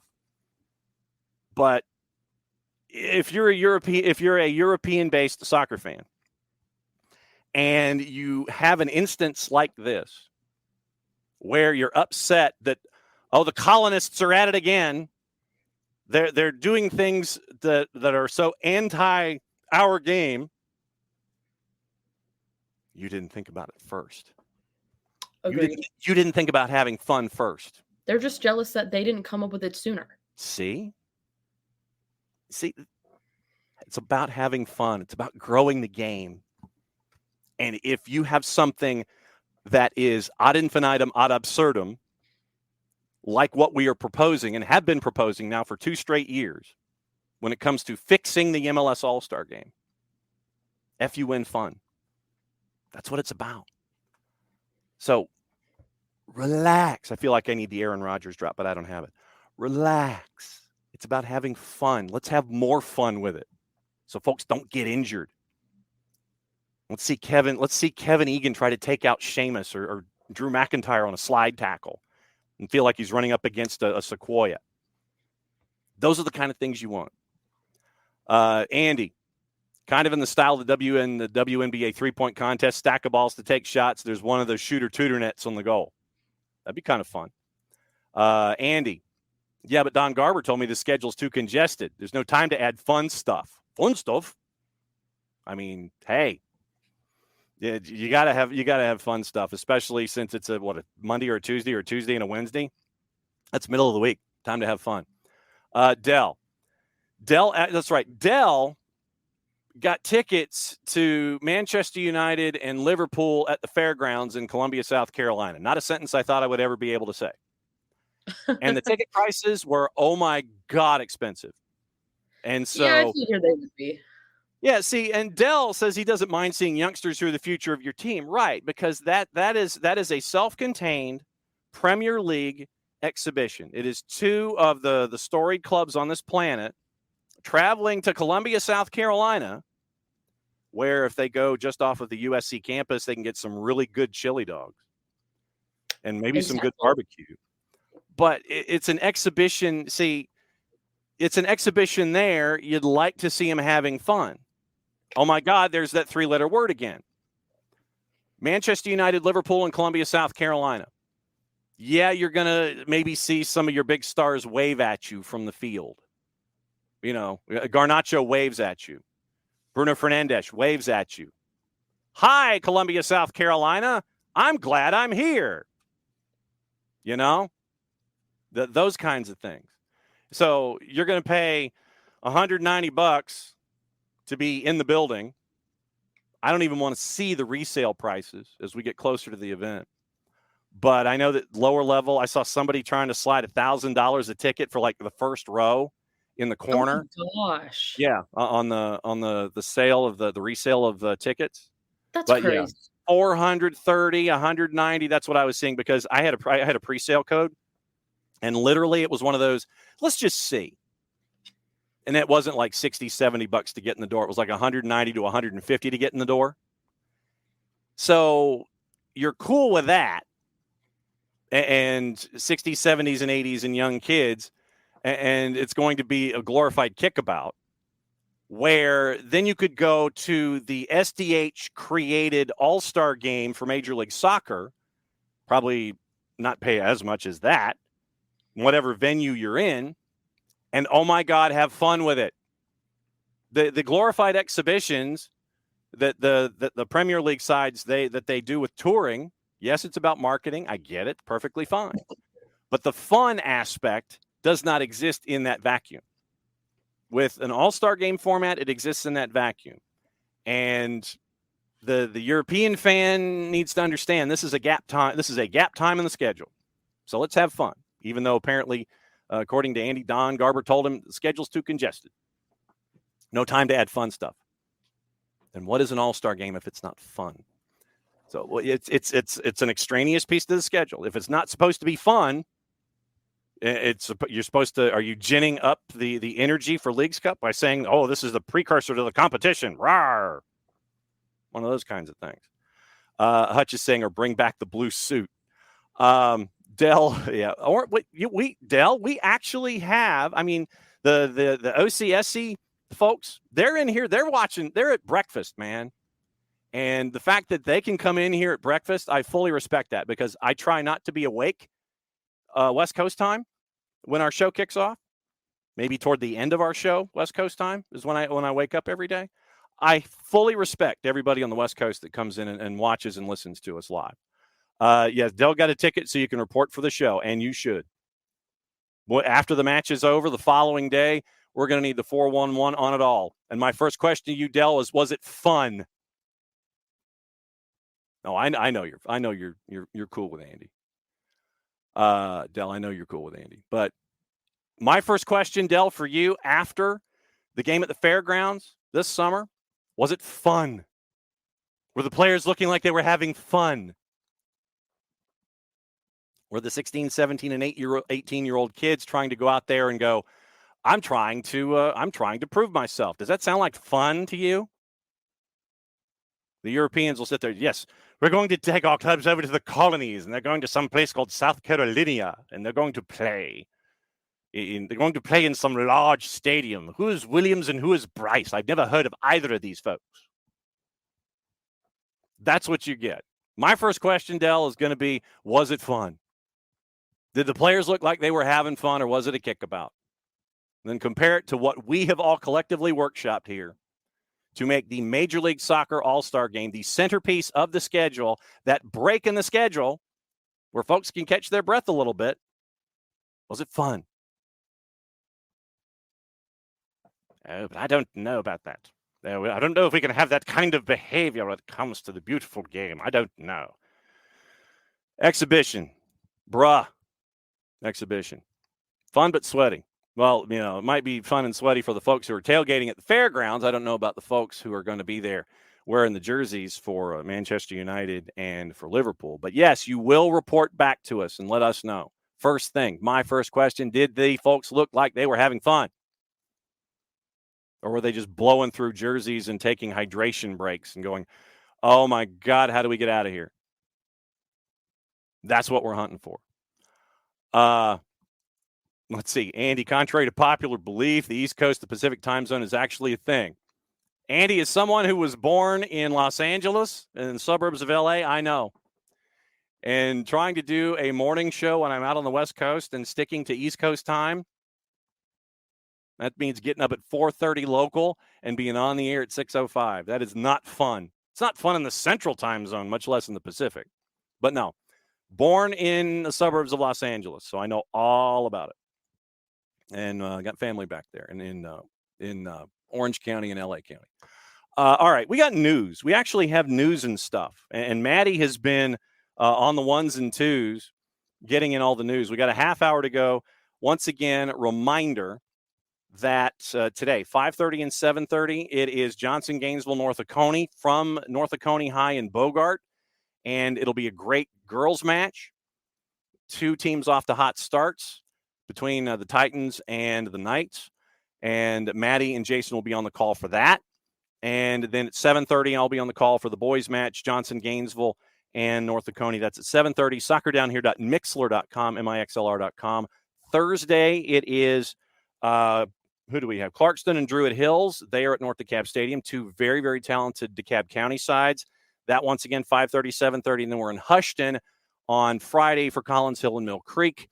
Once again, 5:30, 7:30, boys and girls, soccerdownhere.mixlr.com. So the news from overseas. And there's a lot, and we might have to end up blowing through it. And we'll see what we can talk about. And like I said, Maddie's been on the ones and twos, and she has come up with some stuff. Paul Tierney has not been given a Premier League game to officiate after he was the man in the middle for the Forest-Liverpool ending. And obviously angered everybody. And so Paul Tierney is not going to be the man in the middle for anywhere this weekend. So everything that happened there at the end of the match, and Maddie and Bart and Jarrett got into it yesterday. So it was Tierney's decision to award the drop ball to Liverpool instead of to Forrest after the head injury. And so Paul Tierney is getting the week off. So we'll keep an eye on what's going on with Tierney and with everything there with the PGMOL. Also, according to our friends at the PGMOL, they're kind of like the PGMOL has denied that they are punishing Tierney for what went down in the Liverpool Forest match. Ben Fisher at The Guardian, he said that Tierney will be VAR for Arsenal and Brentford. PGMOL says the appointment is not a punishment for his error. Refereed 22 matches this season, operated on VAR on 23. He was VAR 4 times last month, most recently a couple of weeks ago for Burnley's match to Arsenal. And at the end of the match, remember, Evangelos Marinakis, the owner for Nottingham Forest, stormed out onto the field. There was a rumor that Marinakis chased him up the tunnel and confronted him. The folks at Nottingham Forest said that is not true, that there was no confrontation whatsoever. Stephen Reed was sent off after yelling at Tierney as he headed down the tunnel. Supporter ran onto the pitch from the Brian Clough stand, restrained by Murillo. after he made a beeline for Tierney. And so, yeah, we went through all of the machinations. Mike Dean, and Bart said this yesterday, Mike Dean said it was a monumental error that Tierney made. Unfortunately for Paul, it's a mistake. It's a bad one, leads to a goal eventually. There's been a big fallout, rightfully so. And so Forrest has lodged a formal complaint with Howard Webb and the Premier League after the goal. Remember earlier this year when they lodged the formal complaint after Ivan Toney moved the ball and scored on a controversial goal late before scoring in a defeat at Brentford in January. Forrest have submitted 3 official complaints to the league over refereeing decisions this year. So Forrest, less than happy about all of it. And especially after what happened last time, understandably so. Yesterday, Arsenal beat the ever-loving you-know-what out of Sheffield United. It was over at halftime. It was 5-0 at the break. It was 6-0 by the time it was done. And Chris Wilder is admitting that he's probably going to be playing the kids going forward, because he says that and I'm trying to find the words. If I remember the phraseology correctly, he said basically that his veterans were broken.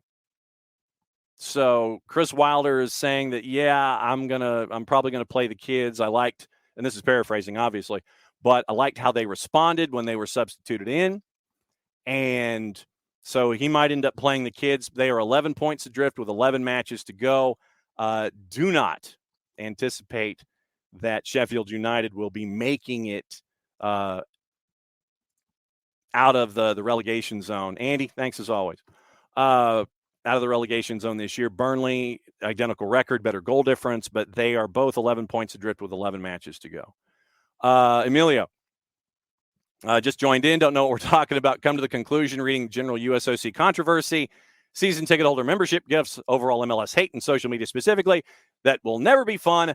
And what am I getting into with this sport? Emilio, that's why we presented to everyone, once again, our second annual Fix of the MLS All-Star game. We did a lot of that in leaving hour number 1, heading in hour number 2. Like I said, we'll post this, and I'll post this segment separately, but we try to have fun, and we fixed the Major League Soccer All-Star game for the second week in a row. Dell, talking fantasy, so mad that Saka, his captain, got substituted in fantasy. Holland got a last-second goal, screwed up his masterclass in differential. Yeah, it was I had Alvarez, Holland, Foden, Ollie Watkins, and then the defense, I had some Arsenal players and some Newcastle folks in midfield, trying to make sure that I had lined up the competition properly, so I did pretty well. Keep an eye on Aston Villa. Speaking of which, they confirmed that they lost almost £120 million in end-of-year accounts. Remember, you can only lose in a 3-year period 105. Otherwise, you would be in violation of profit and sustainability rules. 7th place finish in the Premier League last year, return to European football. They revealed a deficit for the year ending May 31st of last year. Revenue up by almost 40 million, so up about 25%.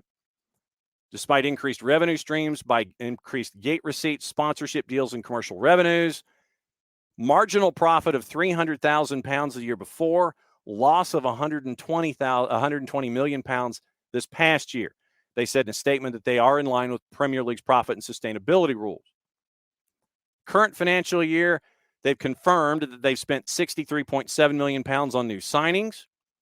Employee wage costs rose to £194 million, up from 9% increase in overall employee numbers. So keep an eye on Aston Villa for the next 2 years. When it comes to profit and sustainability, they're already over the 105 number. They got to sell, folks, and they got to turn some profits pretty quick. Also, the EFL has secured a record deal for their international TV rights across a 4-season period. Pitch International and Relevant, representing the EFL now until the conclusion of 27-28. Relevant's going to sell all the EFL matches, promotion playoffs, Carabao Cup, and 3 EFL trophy fixtures in the Americas.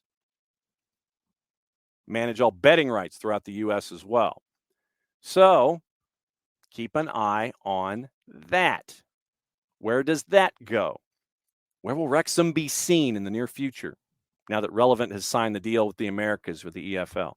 Erling Haaland in his -1 press conference as Manchester City gets ready for the knockouts in Champions League says he's happy at Manchester City, admitted you never know what the future brings. So, basically it's like, you keep your options open, but you have to say that. So basically, he gave a soundbite that represented both sides of the deal. No real surprise. Also on the board, I'm trying to blow through here. Ruben Amorim and Roberto De Zerbi are on the wish list for Chelsea. Remember, we talked about Pochettino not being there if somebody got injured, if Conor Gallagher got injured in one of these in between the off-season friendly tours. Mauricio Pochettino said that he wasn't feeling the love this past weekend from the Chelsea supporters. Understandably so, considering you're on page 2.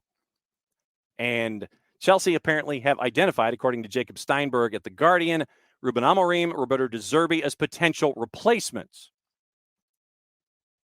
Liverpool also interested in both Amorim and De Zerbi. So you got that.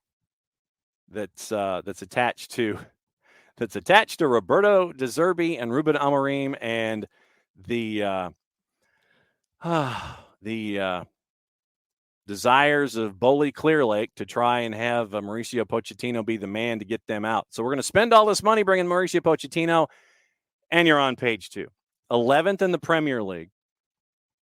But once again, according to Steinberg, they're not going to make any rash decisions when it comes to the hierarchy and supporting Pochettino. After they lose the Carabao Cup final to the kids at Liverpool, that got folks even more hot. According to Steinberg, the future is likely to depend on whether or not Chelsea, who host Leicester in the FA Cup quarters in 12 days, get to Europe. Liverpool are looking at Amorim, who's led Sporting to the Portuguese title in 21. And then, of course, De Zerbi, who is getting a lot of respect for his work at Brighton. So the element there, and I'll get to that in just a sec, with Pochettino and De Zerbi and the press. I'll get to that in a second. Tom wants to know if all teams even give season ticket holders yearly gifts. People whining and crying about ours. Yeah, Dell, apparently Saka was sick. Chelsea fans sang an expletive-laden song to owner Todd Bowley. Poch said, "Blame me," according to Dell. And Chelsea fans outraged as Paul Scholes claims Phil Foden is much better football than Frank Lampard. Compare the evidence right now. Phil Foden is on a heater. He's on an absolute heater. So if you need to pick him up in fantasy, you should. By the way, if you have not signed up for the Fantasy League here with SDH, please do so. Go to the Jason Wright Agency on Facebook, Wright with a W. Jason Wright with a W, AGEN on the 280-character app and register. And I know that Maddie is chasing after registering because the Pro Rel invites for the Pro Rel League go out this week, I think, and we're off and running in the league this year. So join the league, have fun. Once again, Jason Wright with a W, AGEN on Twitter, the Jason Wright Agency on Facebook, and that will get you into the Fantasy League this year. So, MLS Fantasy. Yeah, we do have MLS Fantasy. So it is the Jason Wright Agency on Facebook, or as I type this in, or at Jason Wright with a W, AGEN on the Twitters. And so that's where you go. You sign up. There's a sheet that you fill out. You send it in. And then Jason and his orchestrators of the Fantasy League send you stuff to get into the league and beat me on a regular basis. So there you go. Also, from our friends at the Telegraph, and this is where Tom probably has to cover his ears. Everything about Everton, once again, and this is not news, but it's an update with the current situation. Tom Morgan from the Telegraph, quote, headline: Everton future in peril of 777 takeover is not completed this month. Working capital and the new stadium financing for the Bramley-Moore Dock only assured until the end of the month. 30 days has September, April, June, and November. All the rest have 31, 26 days. Here's your first sentence. Everton's financial future will be plunged into major doubt by the end of the month if 777's proposed takeover remains unresolved. We've gone into all of the problems that are attached to 777. There's spin-off companies. How many different countries are trying to keep an eye on them? How 777 can't get any decent interest rates for loans.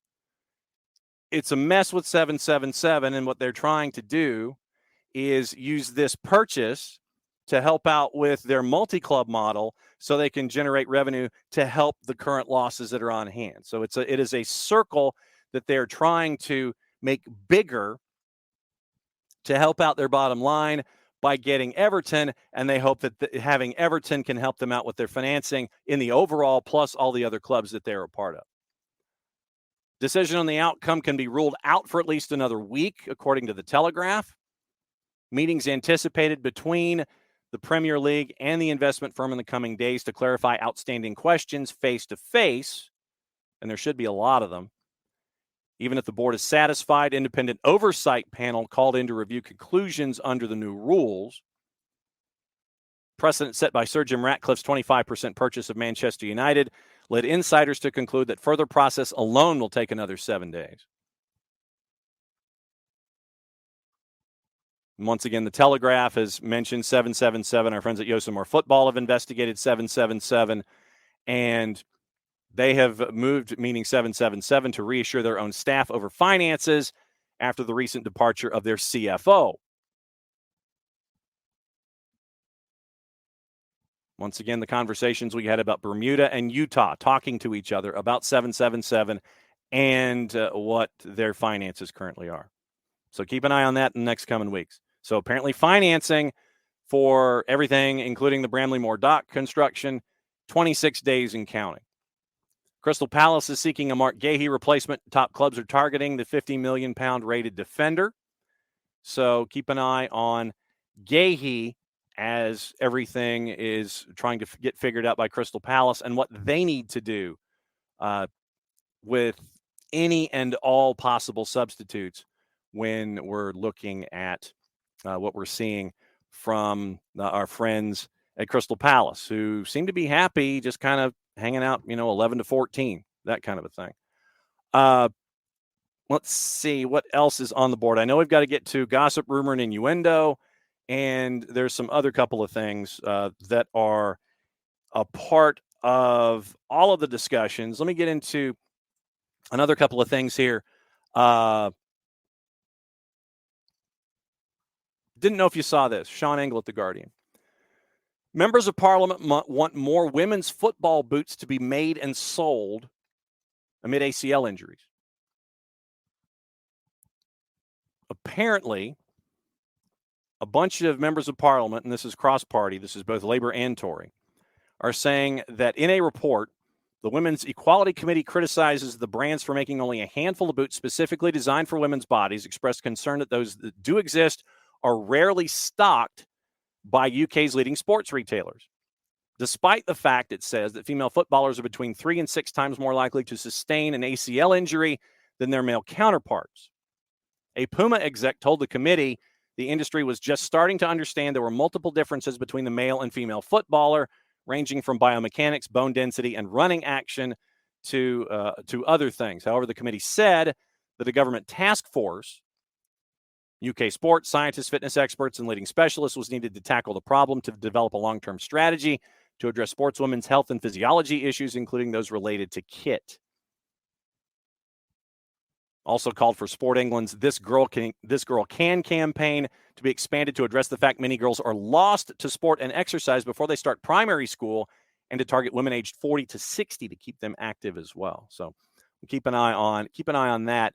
Interesting that we are now finally, at least in England, from the British perspective, chasing after the increased percentage of ACL injuries involving women's soccer instead, in addition to injuries in general. So that has been something that has been in and around the college game here in the States and a bunch of other places as well. But now you're seeing that occur in Great Britain with committees. And so we'll see if committees actually do something, or if it's just continued barking as we go. Going through the papers, gossip, rumor, and innuendo, what to watch, where to watch it, and anything else on your mind before we go. And Hutch, I'll get to your point here in a sec. Avoiding the 4-letter paper and the 3-letter paper as we always do. Telegraph, Chelsea have identified Brentford's Bernardo Cueva, technically their tactical statistician, as one of their targets to work in the club's new set-piece department.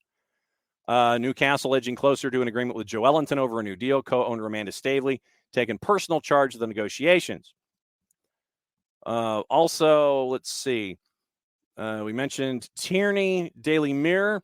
Potential Liverpool managerial candidate Ruben Amorim would cost any club around £13 million to sign by the end of the season because of his decreasing release clause at Sporting Lisbon. Stood at 26 when he was appointed 2 years ago. Daily Record, Brendan Rodgers could face an SFA rap over his criticism of VAR official John Beaton following their loss by Hearts on Sunday. And so that's a small part of what's going on. There's a question that I will save for tomorrow. And it's a topic that we talked about a lot, especially where Messi and friends are concerned. And we've been looking out here on the show and those on the Twitch pitch and a part of our conversations. I'm going to save this question for tomorrow. But remember, Tyler Pilgrim from Scarves and Spikes joining us at 9:15 to talk about Atlanta United. Anything else on his mind? Dylan Butler, the busiest man in the Northeast, hopefully joining us at 10 o'clock. That's tomorrow. World Soccer Talk was trying to figure out life in Major League Soccer after Messi and friends. And they pinned down a particular individual to possibly be the next big thing in Major League Soccer after Messi retires. Kyle Fansler poses the question, could it be Neymar that's the next star of season pass? So we'll give you a day to think about it. For me, it's a real quick one, but for me, the answer is no, but we'll get into it tomorrow. So Kyle Fansler at World Soccer Talk decided that Neymar might be the next big thing for Apple and an MLS deal going forward once Messi and friends are retired and have moved on to do other things. So we'll get into that tomorrow. So I don't think it's Neymar. Frankly, I think he's too injured. And it's just too much of a reach for me to say it would be that individual. But we'll talk about it tomorrow in between guests and things like that. So, Hutch, how does a major corporation selling clothes and equipment profess total ignorance of as much as 50% of their target market's needs? That is a question for those individuals. And the first group that builds the better mousetrap, they're going to be off and running. They are going to be so far ahead of everyone else when it comes to equipment and likes and desires and catering to safety in the game. The first company that addresses that lack of equipment and addresses how to fix that, they're going to be far ahead of everybody else when it comes to A, their bottom line, B, their desirability, and C, what they're doing to grow the game. So that is going to be, as a part of Business 101, something very, very interesting going forward. How do you address the issue? What do you do to fix it or make it better? I don't know if you can fix completely ACL injuries involving women's sports, specifically soccer as we talk about it, but how do you address it? That, for me, is going to be the interesting part going forward. Other gossip, rumor, and innuendo, once again, courtesy of all of the papers from around the world and all of those in the know.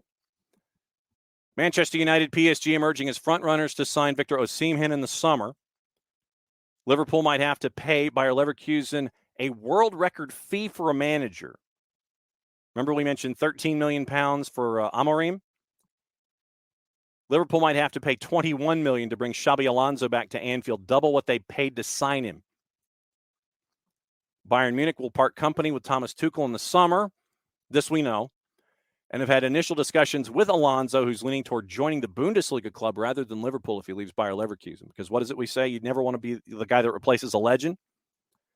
You want to be the guy that replaces the guy that replaces a legend. Xabi Alonso, if he goes to Bayern Munich, leaves Liverpool wide open. Number of Manchester United players believed Erik ten Hag will be replaced at the end of the season by Ineos, 4-letter paper. Tottenham's Ange Postecoglou will reject any offers to leave this summer, including from Liverpool. Spurs have sent scouts to watch Sporting Lisbon's Morten Hjulmand, 24-year-old Danish midfielder who has an Arsenal tattoo on his shoulder. Manchester United intend to sell Jadon Sancho this summer following his loan spell with Borussia Dortmund, irrespective of whether Ten Hag is still manager. Newcastle plan to send 19-year-old Gambian winger Yankuba Minteh out on loan for a second successive season. Minteh was signed from Odense Boldklub for £6 million last summer. He's been at Feyenoord this year. Real Madrid willing to raise their offer to Bayern for Alphonso Davies to £43 million. Davies wants to leave Bayern, who are lining up a move for AC Milan left-back Theo Hernandez. Vincent Kompany continues to retain the support of the club's hierarchy, despite their hopes of survival being hit with the loss to Bournemouth 2-0 in the past weekend. Chelsea sent scouts to watch 21-year-old English defender Archie Brown, who plays for Ghent. Former Derby County youngster also being watched by Leeds and West Ham. Portugal forward Rafael Leao has played down speculation about a move to Chelsea or PSG by saying his future is at AC Milan. Abby says that you got to strengthen all the musculature around the knee as well as really work on proprioception training. That's a big word. That should help. We'll never stop ACL injuries. No, you will never stop it. But I think that in addition to the proper training that you mentioned, if you have the proper equipment, that would help out as well. So hitting it from both sides, I think you're spot on. It has to do with training and making sure that you are training in the right way, in addition to having the proper equipment to help. So I think that you're spot on. And Dell, you're right. Everyone is going to want Alonso. He's going to have his pick. No question about it. When it comes to Weston McKennie, could be back in the lineup on Sunday for Juve. Donovan Pine scored his first goal for Barnsley this weekend to help them in a 4-2 win. Also on the board, what to watch, where to watch it. Remember, Champions League today. We'll get into juice boxes in a sec. Soccer on TV today. You got the CONCACAF Hemispheric Extravaganza tonight. BN's got Copa Libertadores. Nacional Asuncion and Palestino at 7:30. BN and BN and Español. If you don't have BN, you can pick it up at Fanatis, fntz.co/soccer down here. And you can get BN, all the BNs, Copa Libertadores, For the Fans, CDO, TIC, Nuestra Tele, Liga 1 Max and Max Pro, and the Ecuadorian League is back up and running as well. So there's a lot that you can get at Fanatis, fntz.co/soccer down here, including Libertadores. Champions League on Big CBS today. 3 o'clock, Real Sociedad and PSG. So if your favorite market has a 4 p.m. newscast for their CBS affiliate, it's either going to be on a secondary channel or their first news is going to be at 5 or shortly thereafter. 5:30 maybe. So if you like watching your local CBS affiliate, news might be a little late. FS2 has the CONCACAF Hemispheric Extravaganza. Union and Pachuca at 6. Andre Blake, healthy. Orlando City and Tigres at 8. Herediano and Robin Hood at 10. BN and Español simulcasting. 2 to NA has Bayern Munich and Lazio at 3. Univision simulcasting. Championship on the Plus. Ipswich and Bristol City at 3 o'clock. Paramount Plus has Asian Champions League involving the teams that we neither condone, endorse, nor promote at 1 o'clock. They have both the UEFA Champions League matches at 3. Triple header in the Copa de la Liga in Argentina at 5, 6, and 7:30. VIX has Real Sociedad PSG. And once again, in FS2 has the 3 matches in the CONCACAF League coming up tonight. Now, let's get into the odds around the board. And as we go to the European description in Champions League, once again, just the 2 matches today, 2 matches tomorrow, and then they flip them.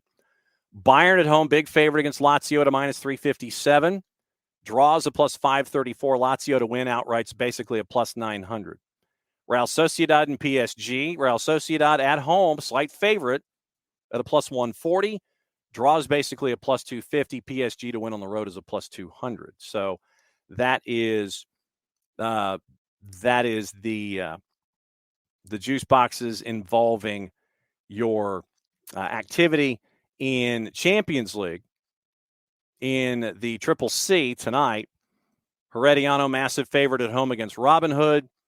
And it looks like the Herediano Robin Hood game has been moved to the early slot at 5 o'clock Eastern time. So 5, 7, and 9 instead of 6, 8, and 10.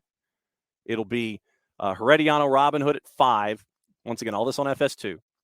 Herediano big favorite over a minus 1,100 against Robin Hood at home. Union favored at home against Pachuca at a plus 102. Draw and Pachuca to win outright, both around plus 245 to plus 250. And the purple team hosting Tigres. Tigres on the road favored at a plus 154. Draws a plus 221, and the purple team is a plus 173. Tomorrow, the Revs play Alajuelense at Foxborough. They're favored. And that plays into the discussion that we'll have with Tyler Pilgrim tomorrow. New England played Toronto on the weekend, lost.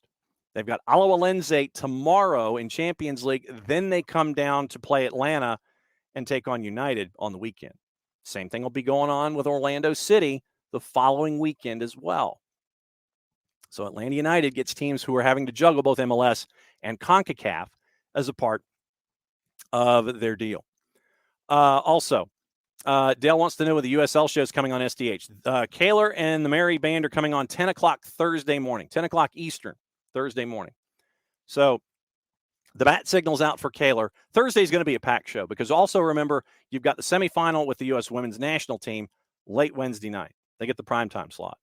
So Thursday is going to be Bart, I think Jason before he goes to practice for Atlanta United. Then it's going to be Kaler. Then it's going to be Nico. So Thursday is jammed with folks, and it's going to be a jam. It's going to be a jam show on Thursday. Tomorrow, once again, it's going to be Tyler Pilgrim, Dylan Butler, hopefully at 9:15 and 10 o'clock. Yeah, Hutch, I'm with you. I like seeing over the air. Dell's rooting for Real Sociedad. I will, and so missed most of the show with phone calls. Abby, I'll call you later. And Dell once again mentioning what's going on the plus. Later this afternoon at 3 o'clock. Maddie, one more time. What's on your mind before you go after everything that we've gone through this morning, including solving the world's problems? Well, MLS. Yeah. Watch our stuff. Mm-hmm. Take notes. Yes. And make a fun All-Star game. And also, make sure y'all tune in tonight for all the high school matches. Hopefully, we don't get rained out. Yeah, we'll keep an eye on that. And once again, it's supposed to be raining. It was raining when we were at Peachtree Ridge last week, and we were freezing with Peachtree Ridge and with North Gwinnett. And I'm anticipating kind of the same kind of environment tonight. So bring your umbrellas and bring your stuff. It'll be great to see everybody in Bogart for North Oconee hosting our friends from Johnson Gainesville. Great to see matchups like this. A very, very busy week across the board here at SDH. So 5:30, 7:30. SoccerDownHere.mixler, mixlr.com. That's where the live is. You can also go to SoccerDownHere.net, our website. Click on the link that takes you through, and you can listen to it that way. Maddie and Jason on the call for the girls' game at 5:30. I'll be on the call for the boys' match at 7:30. Jason will have Atlanta Soccer tonight on 92.9 The Game after the Hawks and Knicks, and that might go until like 11:45 or midnight, considering all the fouling that is anticipated in this matchup with the Eastern Conference teams. So it'll be great to see everybody in Bogart. Great to be adding North Oconee High School to our list of places that we will have called matches from for the Soccer Down Here Game of the Week, the Tuesday night throwdown presented by our friends at Kaiser Permanente. Back at it again, 9:05 tomorrow morning. So in a little under 22 hours, we'll talk about what happened today. We'll talk about what's happening tomorrow with guests, and we'll get you ready for a week in Major League Soccer. So for Maddie, for Jarrett, and for all of you guys, thanks for hanging out. And Dell, yes, she did do a great job yesterday, being thrown into the fire. Maddie anchoring hour number 2. And, don't be surprised if she ends up doing it more. Just because. That's the official reasoning, just because. So for everybody here at SDH, I'm just John. Thanks for hanging out with us. Mucha plati, I'll play it safe. And since it's the end of the show, that means I get to do this. We'll be back at it again in a little less than 22 hours.